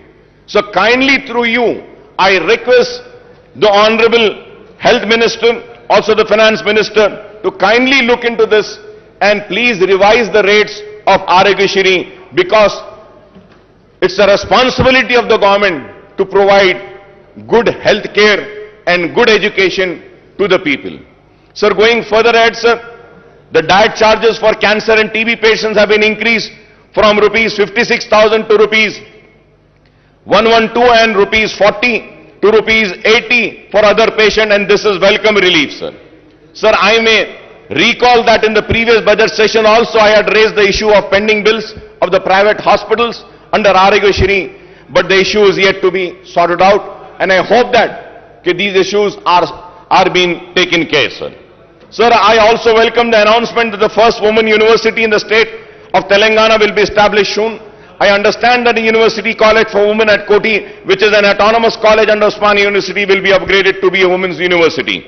I may also recall that there are huge numbers of vacancies and professors and associate and assistant professors in all the state universities, including specialized universities, including agriculture, horticulture, veterinary and technological universities. Sir, there are vacancies of lecturers also in government degree, polytechnic and junior colleges. There are vacancies of lecturers also in the government degree in polytechnic and junior colleges. I request the government to take an early decision on the issue of raising the retirement age of the university faculty in all state and specialized universities to 65 years on par with the faculty of medical college. Sir, I request the government to decide on the organization to take up the recruitment of the university faculty and the government lecturers, that is whether it should be done by Telangana State Public Service Commission or Telangana State Council for Higher Education or a new recruitment board to be constituted. Well, now we have announced that we are going to fill up all the vacancies. This is very important, sir. This is very important. I request the government to decide on the organization to take up the recruitment of the university faculty and the government lecturers, that is whether it should be done by Telangana State Public Service Commission or State Council of Higher Education or a new recruitment board to be constituted, sir. So I repeated this point because it's very important. After the announcement made today by the Honorable Chief Minister Saab, sir, after a gap of 3 years, the government has decided to implement the lowered age limit of Asara pension from 65 years to 57 years. Sir, I may point out that as many as 3.3 lakh applications with the earlier age limit are pending and 7.80 lakh new applications have been received after reduction in the age limit. So I would like to also say that almost 11.10 lakh applications have to be cleared immediately to disburse the old age pension from new financial year commencing on 1st of April, sir. Sir, in the last 7.5 years, the government has spent 46,650 crores on Asara pension, and the number of beneficiaries have gone up to 38.41, sir. I would like to congratulate the government for this Asara pension, sir. It is very good, sir, that we are doing a wonderful work in Asara pension, and I think it is the only state in the entire country which has given or sanctioned so many applications, sir. So with this, the sanction of pending applications, the number of beneficiaries may reach 50 lakhs, and this may require much higher outlay than the proposed rupees 11,728 crores in the next financial year, sir.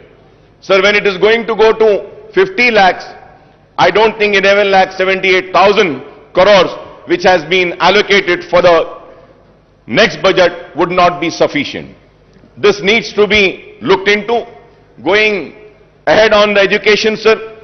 Sir, we also have welcomed Mana Uru, Mana Badi and Mana Basti, Mana Badi program launched by Honorable Chief Minister Janab KCR Saab on Monday. The government has taken the initiative to introduce English medium in all the government schools on par with corporate school under the Mana Badi scheme. Provision of infrastructure in all the government schools will be taken up in phased manner. However, while infrastructure development necessary, what is more important is that the filling up of all teaching, non-teaching posts in the government schools, which has been announced today by the Honorable Chief Minister Saab. And about 26 lakh students are studying and 1 lakh teacher posts are sanctioned in the government schools across the state. Official estimate that there are about 25,000 vacancies, and I hope after the announcement of today, the vacancies, including the Urdu medium vacancies of 530 teachers posts of all types of posts in the school education department, first promotion would be completed in the district level, which are pending for the last 20 years. The remaining posts will be filled through direct recruitment, and but out of the 4,379 posts of headmaster, 1,946 posts are vacant, and I hope after today's announcement, these vacant posts will be filled. In 594 mandals and 528 mandal education officers posts are also sanctioned. Only 20 regular MEOs are working, and remaining 508, that is 95% in charge, are working as MEOs.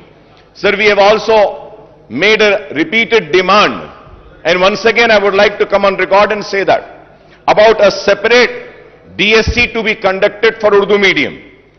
Sir, we had meetings with the Honorable Education Minister, Madam Sabita Indra Reddy साहिबा के साथ हमारी meetings हुई, लेकिन आज तक भी separate Urdu DSC का हुआ नहीं. डी रिजर्वेशन जो होना है वो भी नहीं हुआ आज तक, और उर्दू मीडियम के स्कूल्स में हमने बहुत सारी बातें रखी थी, वो भी नहीं हुआ. And at the same time, sir, so for so many years, the sweepers and attenders post in school education department are being removed, sir.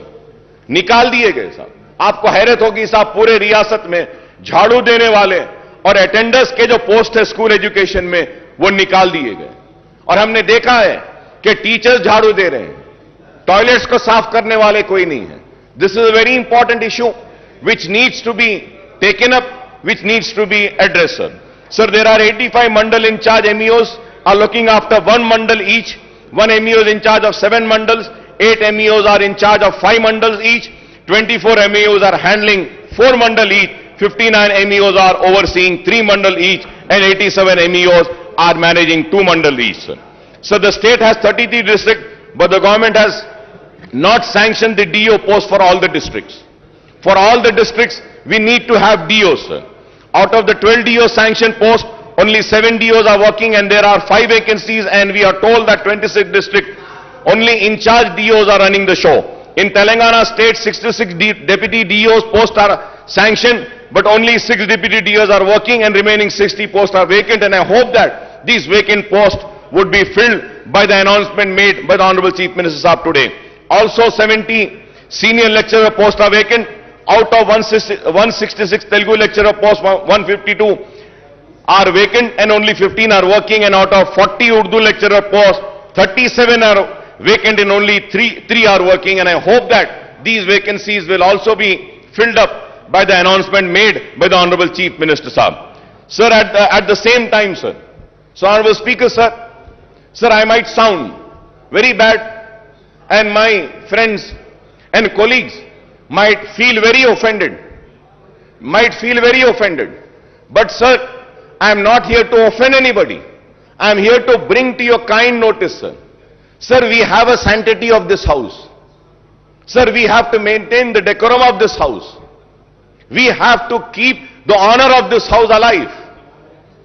Sir, in this house, the leader of the house, Chief Minister Saab, had announced on my request and on my demand, sanctioning 20 crores to Falaknuma Educational Campus.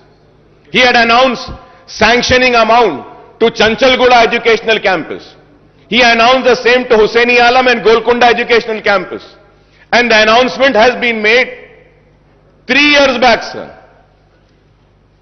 आज तक एक पैसा नहीं दिया गया साहब मैं आपको मेरी बात बुरी दिखेगी, लेकिन अगर कोई मेंबर अपनी सीट पर से उठकर यहां अगर वेल में आता है तो उसको सस्पेंड कर दिया जाता है, लेकिन जो अनाउंसमेंट इस ऐवान में होता है उसको पूरा नहीं किया जाता तो उसके ऊपर आपको फैसला लेना पड़ेगा। स्पीकर साहब, अगर नहीं करना है तो अनाउंस ना कीजिए, मेहरबानी होगी नहीं करिए। इस ऐवान के लिए कह रहा हूं मैं, इसके वखार के लिए, इसकी इज्जत के लिए कह रहा हूं। अगर इस ऐवान में होने वाले अनाउंसमेंट को पूरा नहीं किया जाता तो फिर यह ऐवान की इज्जत की धज्जियां उड़ाने के बराबर है। तो मैं आपके जरिए हुकूमत से मुतालबा करूंगा कि जो ऐलान किया गया फलकनुमा कैंपस के लिए, जो ऐलान किया गया गोलकुंडा कैंपस के लिए, जो ऐलान किया गया हुसैनी आलम कैंपस के लिए, जो ऐलान किया गया चंचलगुड़ा कैंपस के लिए, वो ऐलान को पूरा करिए बराए मेहरबानी। Sir, going to GHMC, sir. So the finance minister sahab had recounted the infrastructure development taken up in the GHMC area since 2014, particularly under SRDP, CRMP and SNDP. However, the fact remains that the state government has not provided grants to the GHMC for taking up these work, and hence the GHMC has to go for massive borrowings from the banks and also raising the municipal bond to finance these projects. Sir, the GHMC has raised bonds of 1,000 crores and borrowed 3,900 crores for SRDP work, 1,500 crores for CRMP work, and 858 crores for SNDP work, sir. Some of the SNDP works costing to rupees 225 crores are taken up in the surrounding municipality and municipal corporation with the GHMC borrowing. From 2014 onwards, GHMC is in serious financial crisis as the grant for both the central government and the state government have decreased considerably, and the state government is not even paying property tax of rupees 300 crores per annum on its buildings. जो government के building हैं उसकी property tax के जो 300 करोड़ है वो भी GHMC को नहीं दी जाती. On the other hand, the GHMC is paying 1 crore every day, that is rupees 365 crores per annum for repayment of loan and interest on borrowing. Honorable Speaker, sir, every day the GHMC is paying 1 crore. Sir, at the same time, sir, under the 14th and 15th Finance Commission grant, the central government sanctioned funds amounting to rupees 300 crores and rupees 1,000 crore respectively to the GHMC, but these have not been realized by the state government. With the introduction of TSB pass for building permission, the building permit fees is deposited with the state treasury and the GHMC is not getting this amount.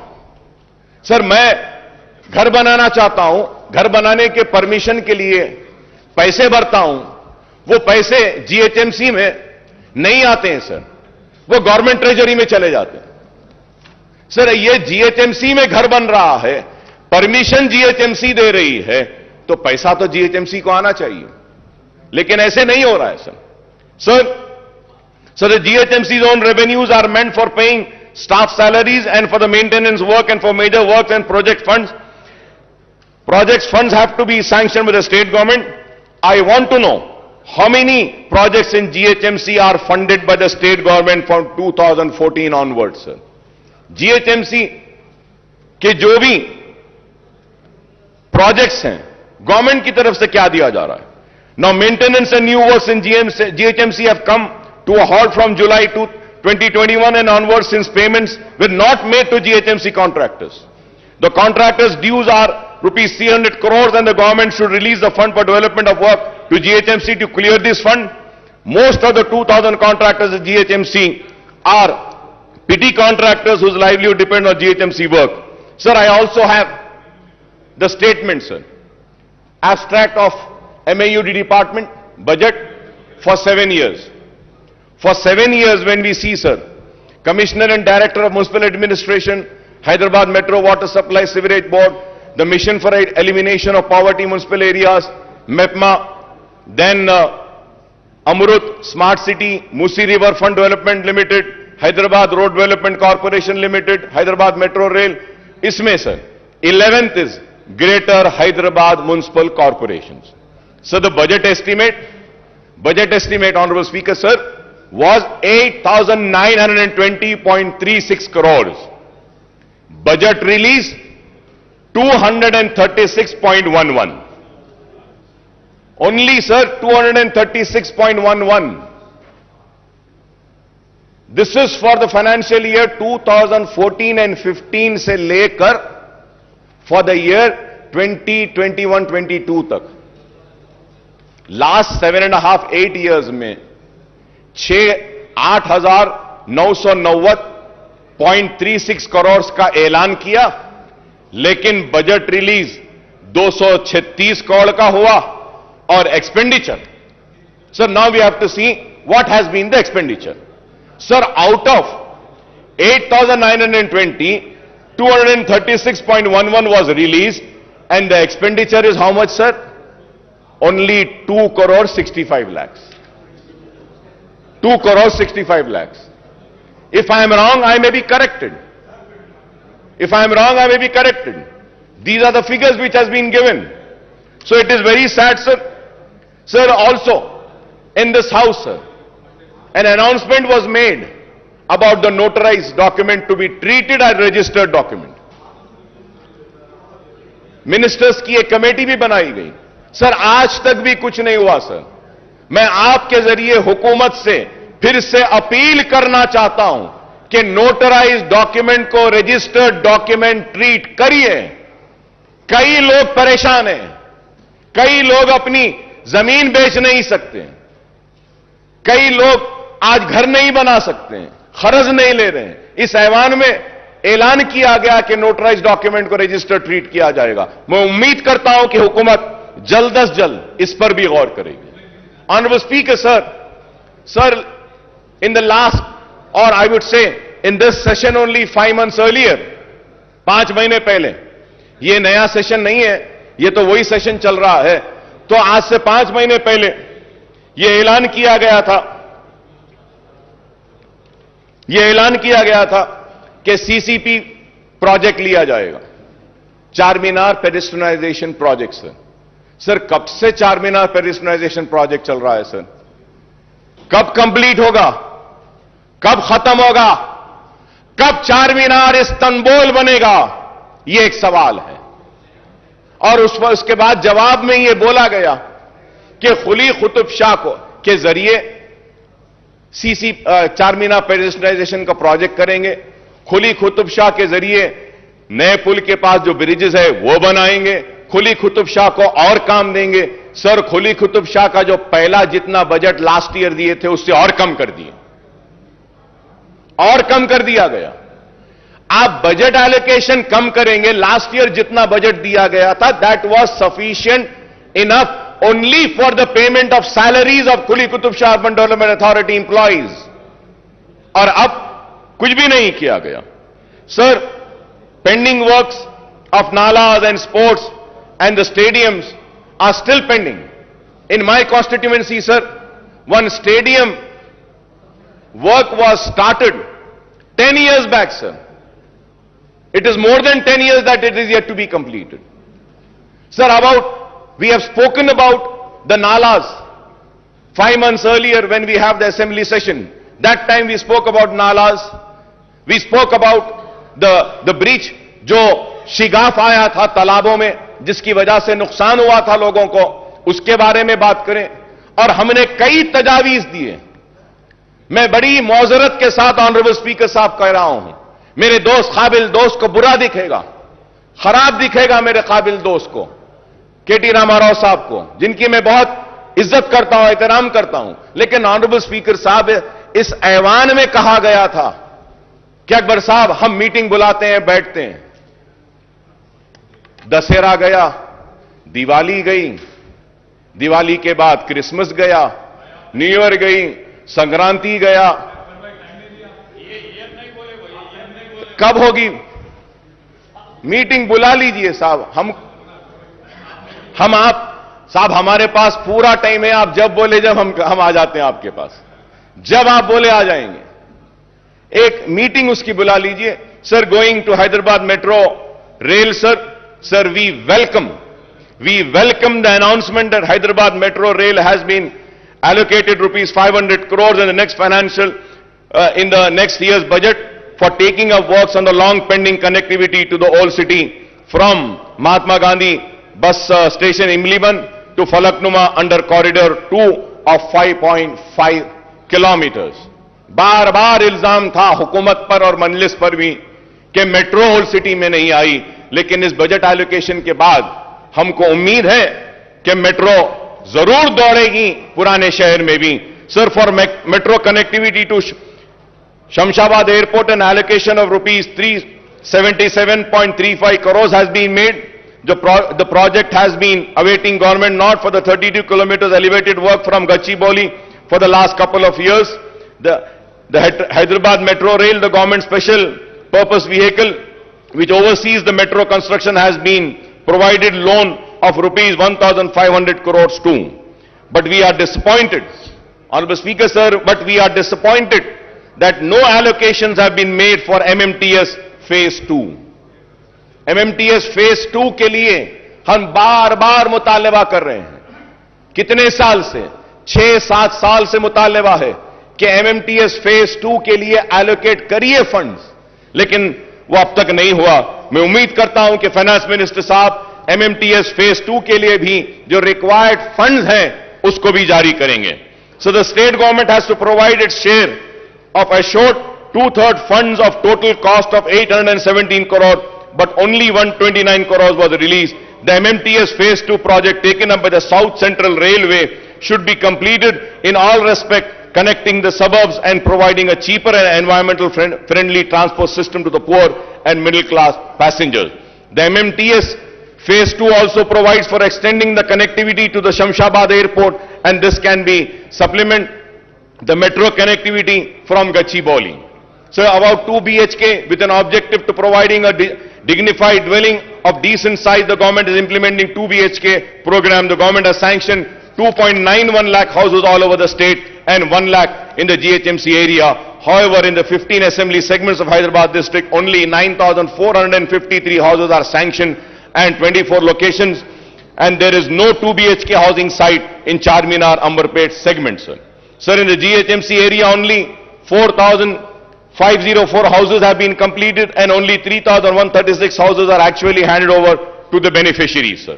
Most of the housing units in GHMC area are at various stages of constructions, and work has been stopped at most of the site as, again, the same problem. The contractors are not paid their dues for several months.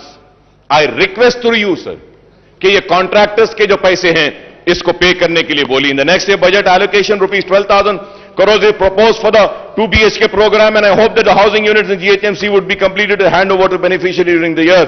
We welcome the government decision to launch the scheme of providing financial assistance for construction of 2-bedroom housing scheme for people who have their own plots with a unit cost of 3 lakh per house. 3 lakh रुपये गरीबों को जो जिनका खुद की जमीन है घर बनाने के लिए देने का जो ऐलान किया गया है, हम इसका खैर मुकद्दम करते हैं। It is better late than never, although the proposed unit cost has been brought down from the previous promise of rupees 5 lakhs rupees. Sir, in the coming financial year, 4 lakh beneficiaries will be provided assistance to construct the houses with a unit cost of 3 lakhs. For each assembly segment, 3,000 houses will be taken up. For providing financial assistance for these 4 lakh beneficiaries, rupees 12,000 crores will be needed. And the question is, where will the funds for the completion of construction of 2 BHK housing units will come from the government, sir? So now, going further ahead with the welfare department, sir. Sir, SC welfare, ST welfare, BC welfare and minority welfare, sir. Sir, 2022-23 budget for SC welfare, the revenue with 31,220.91. The capital was 559.50. The total was 31,000. 770.41. And percentage, if we have to see the allocations, taking in account the entire budget of the state, the percentage is 12.36%, sir. Sir, ST welfare, revenue 10,804.88, and capital would be 1,759.91, and the total is 12,564.80. BC welfare, 5,289.83, the capital 407.72, the total is 5,697.55, that is only 2.22%. Sir, again, minority welfare 1728.71 और उसके बाद 1728.71. अगर आप इसको देखते हैं total budget के हिसाब से, तो माइनॉरिटीज को जो शेयर दिया गया है बजट में से, वो share is 0.67%. It has come down पहले से, और अब में अगर देखते हैं टोटल बजट से हम अगर कैलकुलेट करते हैं, तो जो शेयर दिया गया है एससी वेलफेयर को 12.36%, एसटी वेलफेयर के लिए 4.89%, बीसी वेलफेयर के लिए 2.22% और माइनॉरिटी वेलफेयर के लिए 0.67%. Sir, when we come to the minorities, sir, so Honorable Speaker, sir, before going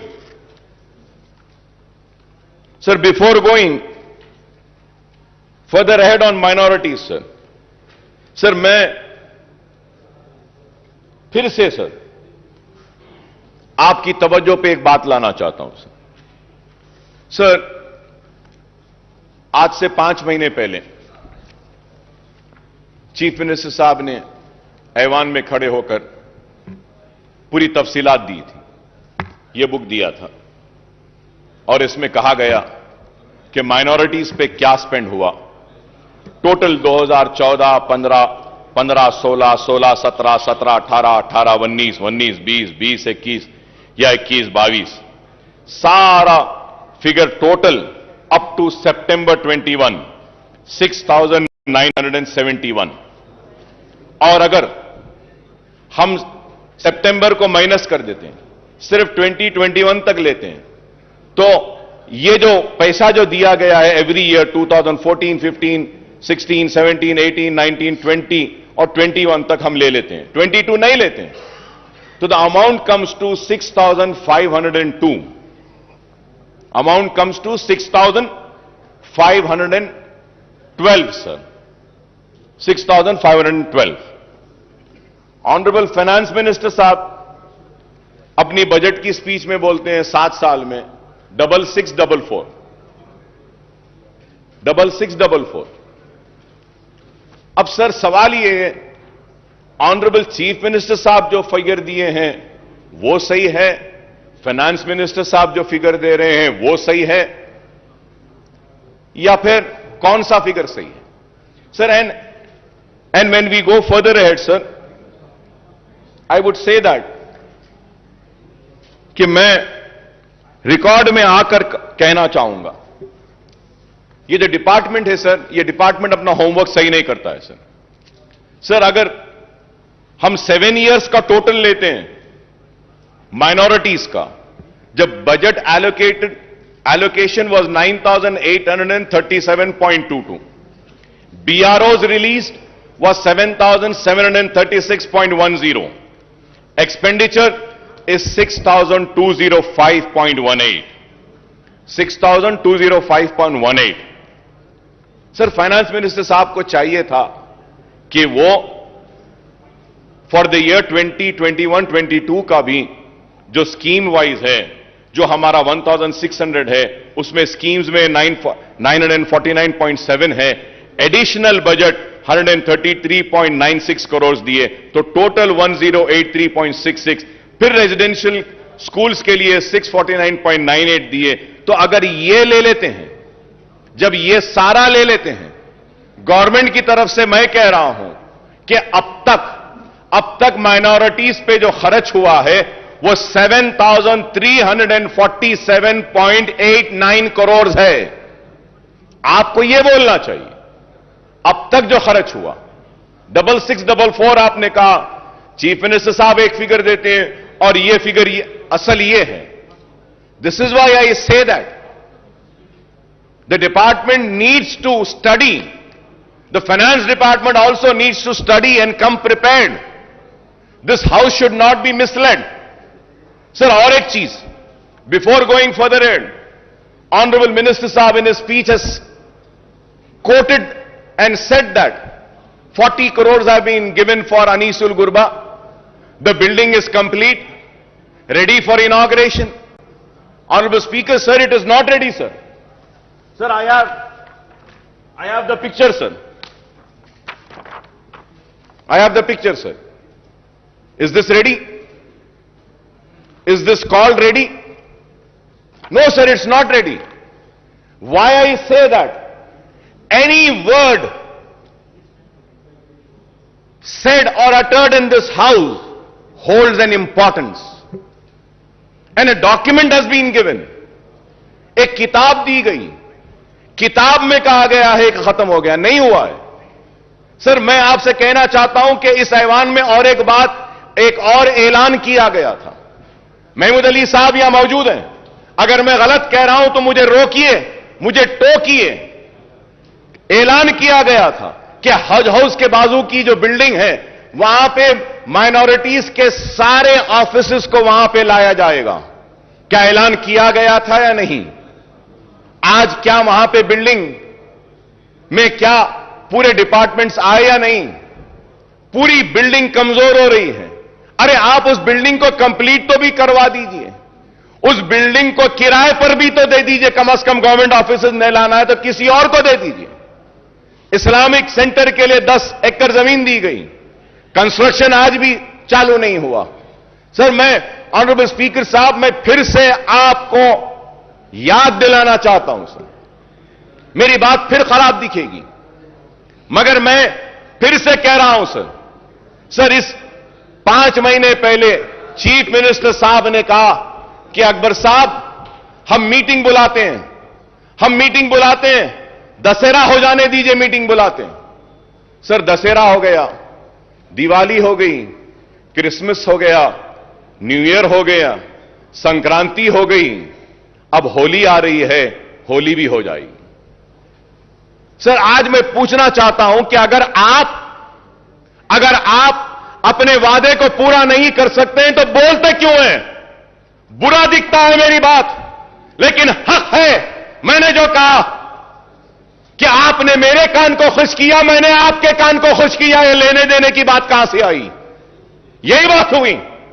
बादशाह के दरबार में खड़ा है गाने वाला, गा रहा है, गा रहा है, गा रहा है, वाह वाह वाह क्या गाया, जमीन ले ले, वाह वाह वाह क्या गाया, जायदाद ले ले, वाह वाह वाह क्या गाया, सोना ले ले, वाह वाह वाह क्या गाया, हीरे ले ले, वाह वाह वाह क्या गाया, मोती ले ले, वाह वाह वाह क्या गाया, ये ले ले, वो ले ले, सब हो गया. बाद में आके बोलते हैं, अरे सरकार, मैं इतना अच्छा गाया और मुझे बोले कि तू जमीन ले ले, जायदाद ले ले, मोती ले ले, हीरे ले ले. तो सवाल ये है, तो पूछते हैं कहां है, तो बादशाह पलट के बोलते हैं, अरे लेने देने की बात कहां है बाबा, तूने मेरे कान को खुश किया, मैंने तेरे कान को खुश किया. ये मेरी बात खराब दिखेगी, मगर ऑनरेबल स्पीकर सर, मैं आपसे पूछना चाहता हूं, मेरा बदतमीजी होगी, माफी चाहता हूं. सर, एक मेंबर इस ऐवान में वेल में आता है तो डिग्निटी और ऑनर इस हाउस की खराब और ये कह के सस्पेंड कर देते हैं, बाहर फेंक देते हैं. इस हाउस में जो ऐलान किया गया, उस ऐलान का क्या है, मैं पूछना चाहता हूं. क्या उसकी कोई अहमियत नहीं? उसका कोई वकार नहीं? क्या उसकी इज्जत नहीं? हम पुकारे तो कहां पुकारे, हम चीखे तो कहां चीखे, बताइए. ये ऐवान में आकर पुकारेंगे और ऐवान में बोलते हैं कि करेंगे, बुलाएंगे, इंतजार में खड़े हैं. सरकार का बुलावा कब आएगा, कब आएगा? आज आप बताइए ऑनरेबल स्पीकर सर, हम दर्द के साथ, कर्ब के साथ कह रहे हैं, आलेर की एनकाउंटर पर रिपोर्ट देंगे, बोले आज कातिलों को प्रमोशन हो रहा है, उन जालिमों को तरक्की दी जा रही है और मेरे खून बह रहा रहा है लेकिन उस पर इंसाफ नहीं। कब मिलेगा आलेर के लोगों को इंसाफ, मेरा सवाल है। आज हम ये बातें करते हैं, जियो निकाला गया, बोला गया कि चार मीनार पेडेस्ट्रियनाइजेशन के पुल को डालेंगे, कहां है बताइए। मैं जरूर यहां खड़े होकर अपने हक की लड़ाई लड़ रहा हूं। Honourable speaker sir, it is very important when we raise an issue, when an assurance has been given, that needs to be fulfilled. अब सवाल यह होगा कि आज इतने रिक्रूटमेंट का ऐलान किया गया, ये भी होंगे या नहीं? क्योंकि मेरे साथ तो यह तजुर्बा, मेरे साथ तो यह हुआ, मुसलमानों के साथ तो यह हुआ।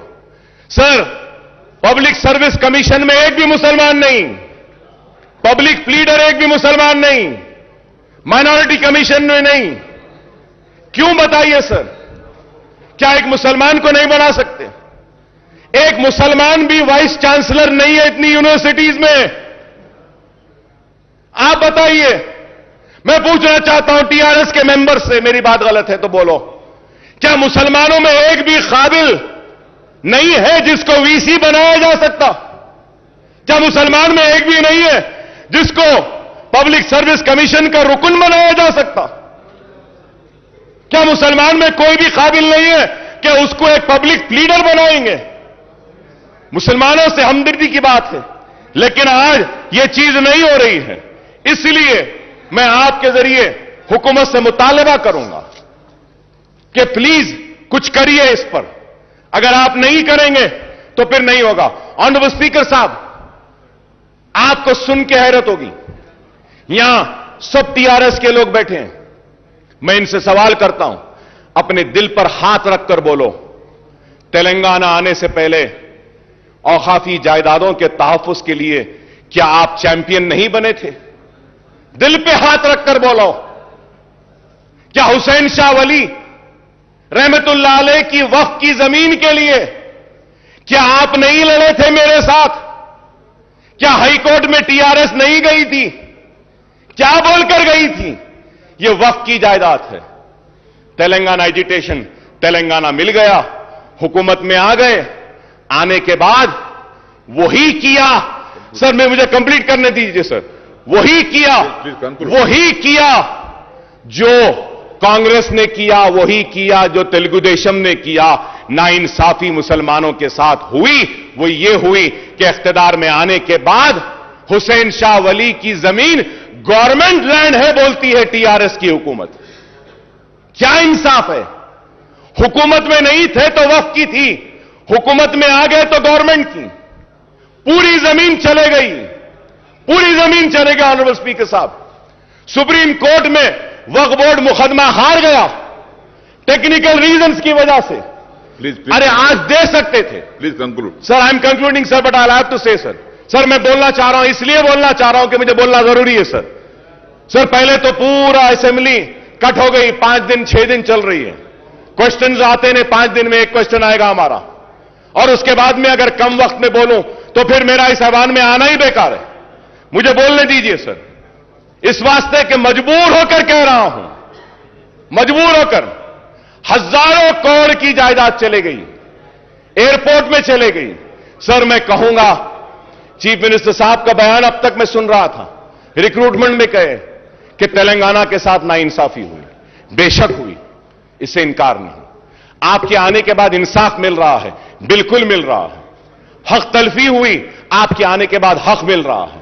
पानी ले लिया गया, पानी मिल रहा है। खेती नहीं होती थी, आज हो रही है। पेंशन नहीं मिलता था, आज मिल रहा है। सब सही है, लेकिन औकाफी जायदादें जो पहले तबाह हो रही थी वो आज भी हो रही हैं, आज भी हो रही हैं। Sir, you remember, sir, Honorable Speaker, sir, you remember an announcement was made that CBCID inquiry will be conducted on work properties. CM साहब ऐलान करें। क्या हुआ सर? कुछ हुआ सर? कुछ सीआईडी आगे बढ़ी सर? कोई सीआईडी कोई इंक्वायरी करी? सीआईडी कुछ इन्वेस्टिगेट करी? सीआईडी के जो टर्म्स एंड कंडीशंस क्या है? क्या किसी को पकड़ी? क्या कोई जमीन रिकवर करी? क्या करी साहब आज तक? बैठे महमूद अली साहब, पूछना चाहता हूं, अजमेर का रुबात कब बनेगा? क्या ऐलान नहीं हुआ? कब बनेगा? बोले थे अजमेर में रुबात, कहां है? सर हम टीआरएस के दोस्त हैं, अगर उनको पूछते हैं तो हमको भी पूछते हैं कि किस बुनियाद पे आप तायीद कर रहे हैं, क्यों तायीद कर रहे हैं? हमसे भी सवाल होता है। नेक नामी आपकी मुतासिर नहीं, हमारी भी होती है। खुदारा मेरी आपसे दरखास्त है कि आप करिए। Honourable speaker sir there is a scheme, finance minister sahib is here, I want him to give an assurance on this point when he replies to me. Sir, Government of India is giving matching grant for construction of, jo speech mein bole Finance Minister Sahab, construction of minority schools and residential schools. For that, Waqf Board has given land. वहां पे भी वक्फ board की land होना है, वहां पे भी वक्फ board होना है। मल्टीनेशनल्स को गवर्नमेंट देती है, फैब सिटी को गवर्नमेंट देती है, हर एक के लिए गवर्नमेंट देती है, लेकिन हमारे लिए नहीं, आपकी जमीन ही दो। Sir, government of India had given sanction the amount from last 3.5 years. The state government has not given its share. मेरे पास डिटेल्स हैं sir, I have the details. Why are you not releasing your share of funds is the question sir. क्यों नहीं दे रहे? Release कर दीजिए आप. Minority residential school Waqf board की जमीन पर आने दीजिए ना. नहीं आते. सर, निजामिया तिबी कॉलेज का क्या हाल है सर? बिल्डिंग कमजोर हो गई, गिरने पर है. उस्मानिया हॉस्पिटल का क्या हाल है? उस्मानिया हॉस्पिटल की बिल्डिंग कमजोर. सर, बोला जा रहा है कि इतने हॉस्पिटल्स आ रहे हैं शहर के अतराफ. I am finishing sir. Sir, Osmania hospital भी बनाइए, उस्मानिया दवाखाना भी बनाइए.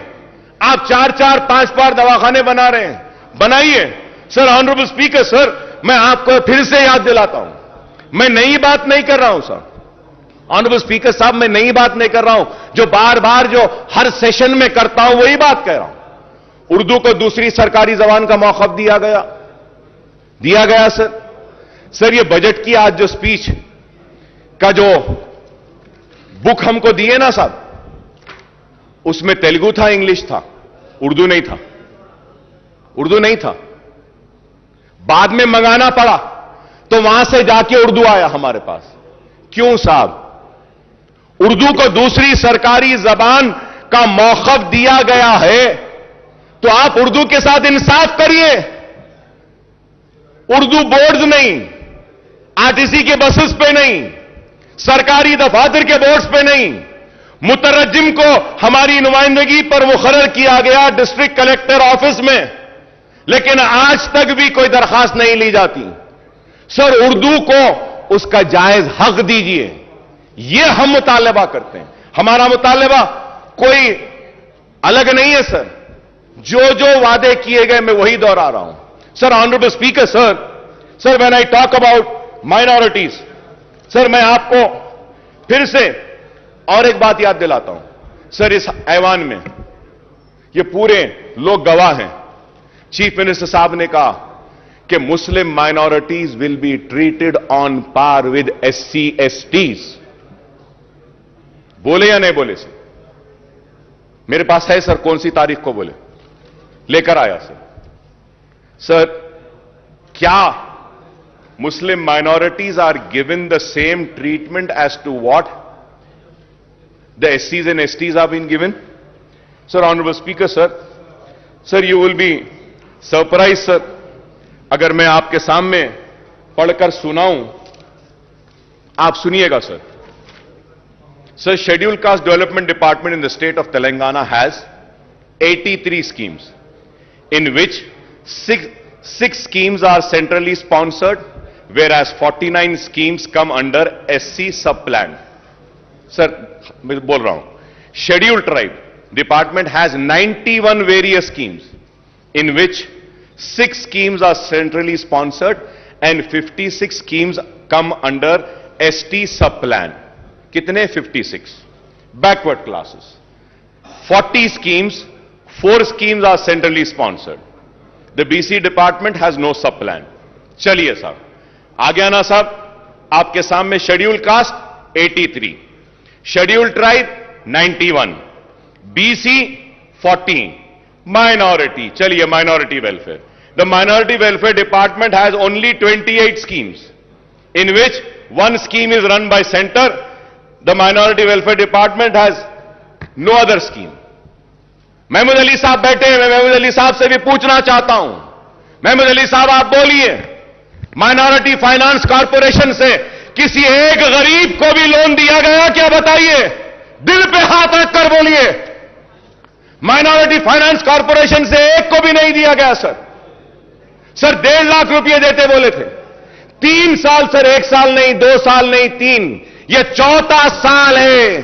4 साल से एक मुसलमान को अपने पैरों पे खड़े होने के लिए कारोबार का खर्च माइनॉरिटी फाइनेंस कॉर्पोरेशन नहीं दिया. 1.5 लाख एप्लीकेशन पेंडिंग है या नहीं, ये बताइए. क्या क्लियर हुआ? सर मैं आप कोई नई बात नहीं कह रहा हूं सर. दिल जल रहा है सर, तकलीफ हो रही है कि हम आपके दोस्त हैं, आपका साथ दे रहे हैं, लेकिन आज क्या है बताइए. माइनॉरिटी फाइनेंस कॉर्पोरेशन पूरा मुर्दा हो गया सर. टिमरीज हां अच्छा चल रहा है, अनीसुल गुरबा काम हो रहा है, दरगाह बनाने शाह का काम हां हो रहा है, 69 कॉन्ट्रैक्ट लेक्चरर्स को रेगुलर अब ये आज के बाद हो जाएगा, मुतरज्जिम आए हो जाएंगे. मैं ये नहीं कह रहा हूं कि नहीं हुए. शादी मुबारक, यस 2 लाख शादी मुबारक में गरीब बच्चियों की शादियां हुई. मुबारकबाद देता हूं हुकूमत को, बहुत अच्छा काम है. जो अच्छा है उसकी तारीफ करूंगा, जो नहीं हो रहा है उसको बोलकर रहूंगा, क्योंकि आवाम मुझे बोलने के लिए भेजी है. बोलना मेरा काम है. मेरी इस बात को यह ना समझे कि मैं आप पे तनकीद कर रहा हूं या मैं आपका दुश्मन हूं. नहीं, मैं आपका दोस्त हूं, इसलिए कह रहा हूं कि यहां पे नहीं हो रहा है, इसको करिए. करेंगे तो खुशी होंगे, करेंगे तो मुसलमान और करीब आएंगे, करेंगे तो मुसलमान जोश दर जोश आएंगे. यही मैं कहना चाहता हूं. आज इतने बच्चों को टिमरीज के जरिए पढ़ाया जा रहा है, ये काबिल मुबारकबाद है. मैं तारीफ करता हूं हुकूमत की, अच्छे कामों की भी तारीफ करता हूं. Honourable speaker sir, health department पे भी जब आते हैं, मिनिस्टर साहब के जो बुक में जो कहे हैं, फिर से सर इसमें भी गलतियां हैं. Sir we need to correct sir. Sir I am just finishing sir. Please come. I am finishing, sir. Just 2 to 3 minutes I am finishing. I request Honorable Speaker, sir. Just 2 to 3 minutes, sir. Sir, the health sector, while 6,295 crores were allocated in financial year 2021-22, rupees 11,237 crores have been allotted for medical and health sector in budget for 22-23, making an increase of 4,942 crores in share numbers. The breakup of proposed allocation is 5,743 crores under scheme expenditure and rupees 4,968 crore under establishment expenditure. It is welcome sign that the health sector has got a much needed boost with budget allocation for the financial year 22-23 being 78.5% more than the current fiscal year, even as Telangana government seeks to build a robust healthcare network across the state. However, the allocation to the health sector now accounts for only 4.37% of the total budget. I have the list every year from 2014-15 but there is no time, so I'm just going further ahead, sir. For 22-23, the allocation has been increased from various schemes under scheme expenditure, rupees 1,000 crores for construction of medical colleges and hospitals, rupees 1,000 crores for construction of super speciality hospital. The allocation for these two categories in the current fiscal year was 0, though allocation has been increased for purchase of surgical consumable, diagnostic, reagent and disposable. The allocation to the National Program for Prevention of Control of Cancer, Diabetes, Cardiovascular Disease and Stroke has been raised from 5 crores to 5 crores in the current financial year to 308 crores for the next year, sir. The scheme expenditure for primary health centers under the Director of Public Health did not see any increase, and it was same case with the allocation of prevention of control of disease, sir. Sir, I congratulate the government for coming up with the dialysis centers. It was needed and it's very good work that the government is doing. I congratulate the government for coming up with Basti Dawakhanas, sir. ये बस्ती दवाखाने की वजह से गरीब को काफी फायदा हो रहा है और बस्ती दवाखाने आना चाहिए। मैं हुकूमत को मुबारकबाद देता हूं बस्ती दवाखानों के लिए, डायलिसिस सेंटर्स के लिए, कोविड में अच्छा काम किए, लेकिन उसके साथ ही साथ यह भी जानना चाहता हूं कि टिम्स हॉस्पिटल को क्यों बंद किया जा रहा है। आप वजाहत करिए। Telangana institute of medical sciences Gachibowli में क्यों बंद कर रहे हैं? उसके पोस्ट को निकाल रहे हैं क्या? आज अखबारात में हम पढ़ें, आप उसका क्लैरिफिकेशन दीजिए। Sir, in the budget speech the honourable finance minister said that there were only 3 medical colleges which were established in Telangana region during the 60 years rule of combined state. Usmania and Gandhi Hospital were established even before the combined state. Janab Harish Rao Sahab had said that TRS government has established 12 new medical colleges in last, aapki speech mein bole aap, 12 new medical colleges in last 7.5 years, and the total number of medical colleges today in the state is 17. No, sir. It is not right. With all responsibility, I am saying, sir. It is not 17, sir. Sir, as per KNR University website, there are 10 government and 19 private colleges in Telangana. Malardi Saab is here. He can also say if I am wrong. Sir, my only submission is that when a note is prepared, they should have a responsibility. Sir, KNR जो दे रहा है website पे, अब counselling हो रही है, उसमें कितने बोल रहा है सर? 10 government, 19 private. मिनिस्टर साहब हमारे क्या बोल रहे हैं? 17 कॉलेजेस। तो सर वो प्लीज तो सर मैं ठीक है साहब, आप क्लैरिफिकेशन दे दिए, अच्छा है। यही बात अगर नोट में आ जाती तो अच्छा था।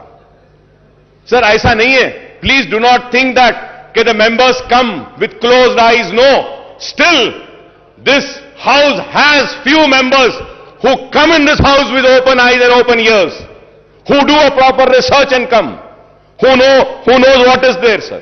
सर, इसलिए मैं कहूंगा आपसे कि आप माइनॉरिटीज के साथ इंसाफ कीजिए, और मैंने जो कुछ भी कहा है सिर्फ इसलिए कहा हूं कि आवाम ने मुझे वोट देकर यहां पे भेजा है कि हम काम करें। और स्पीकर साहब, मैं खत्म करते हुए फिर से आपसे दरखास्त करूंगा कि आप इस ऐवान की हुर्मत, इस ऐवान की इज्जत और इस ऐवान में किए गए वादों की हिफाजत भी करना आपकी भी जिम्मेदारी है, हमारी भी जिम्मेदारी है। जो वादा इस ऐवान में किया जाता है, इसको हमको भी पूरा करना है, सबको भी पूरा करना है। ऐसा नहीं कि बस हम बोल दिए, हम सुन लिए और चले गए। मैं उम्मीद करता हूं कि जो जो पॉइंट्स मैं आज आपके सामने उठाकर आपके सामने रखा हूं, इस पर आप संजीदगी के साथ गौर करेंगे और इसको तनकीद की शक्ल में ना देखेंगे, इसको तनकीद बराए तामीर में देखेंगे। It is a criticism for sure, but it is a constructive criticism. Kindly take it as a constructive criticism. I thank the government at the same time. And also, I want to thank Prashant Reddy Saab for taking up the construction of the Secretariat Mosque. CM साहब बोले थे, संगे बुनियाद हुआ, तामीर हो रही है, लेकिन आज बाज लोग बोलते हैं कि संगे बुनियाद रख दिए, तामीर नहीं हो रही है। तामीर हो रही है और तामीर मुकम्मिल होगी। सेक्रेटेरिएट के साथ मुझे उम्मीद है कि सेक्रेटेरिएट की तामीर के साथ सेक्रेटेरिएट की मस्जिद की तामीर भी होगी मुकम्मिल। हम इसके लिए हुकूमत का शुक्रिया अदा करते हैं। बहुत काम हुए हैं, बहुत काम हुए हैं और बहुत होना बाकी है। हम यूं ही आपसे लड़ते रहेंगे, मुसलमानों के मसाइल को हल करवाते रहेंगे और यूं ही हम लड़ते लड़ते आइंदा भी आप ही आएंगे और आपके साथ हम ही आएंगे और रियासत को बंगारू तेलंगाना बनाएंगे। शुक्रिया स्पीकर साहब। వాయిదా ప్రతిపాదన శ్రీ బట్టి విక్రమార్క మల్లు గారు మరియు ఇతరులు రైతుల ఆత్మహత్యలు మరియు ఇతర సమస్యల గురించి చర్చించాలని కోరుతూ ఇచ్చిన వాయిదా ప్రతిపాదన తిరస్కృతమైనది. Now the house is adjourned for tea break.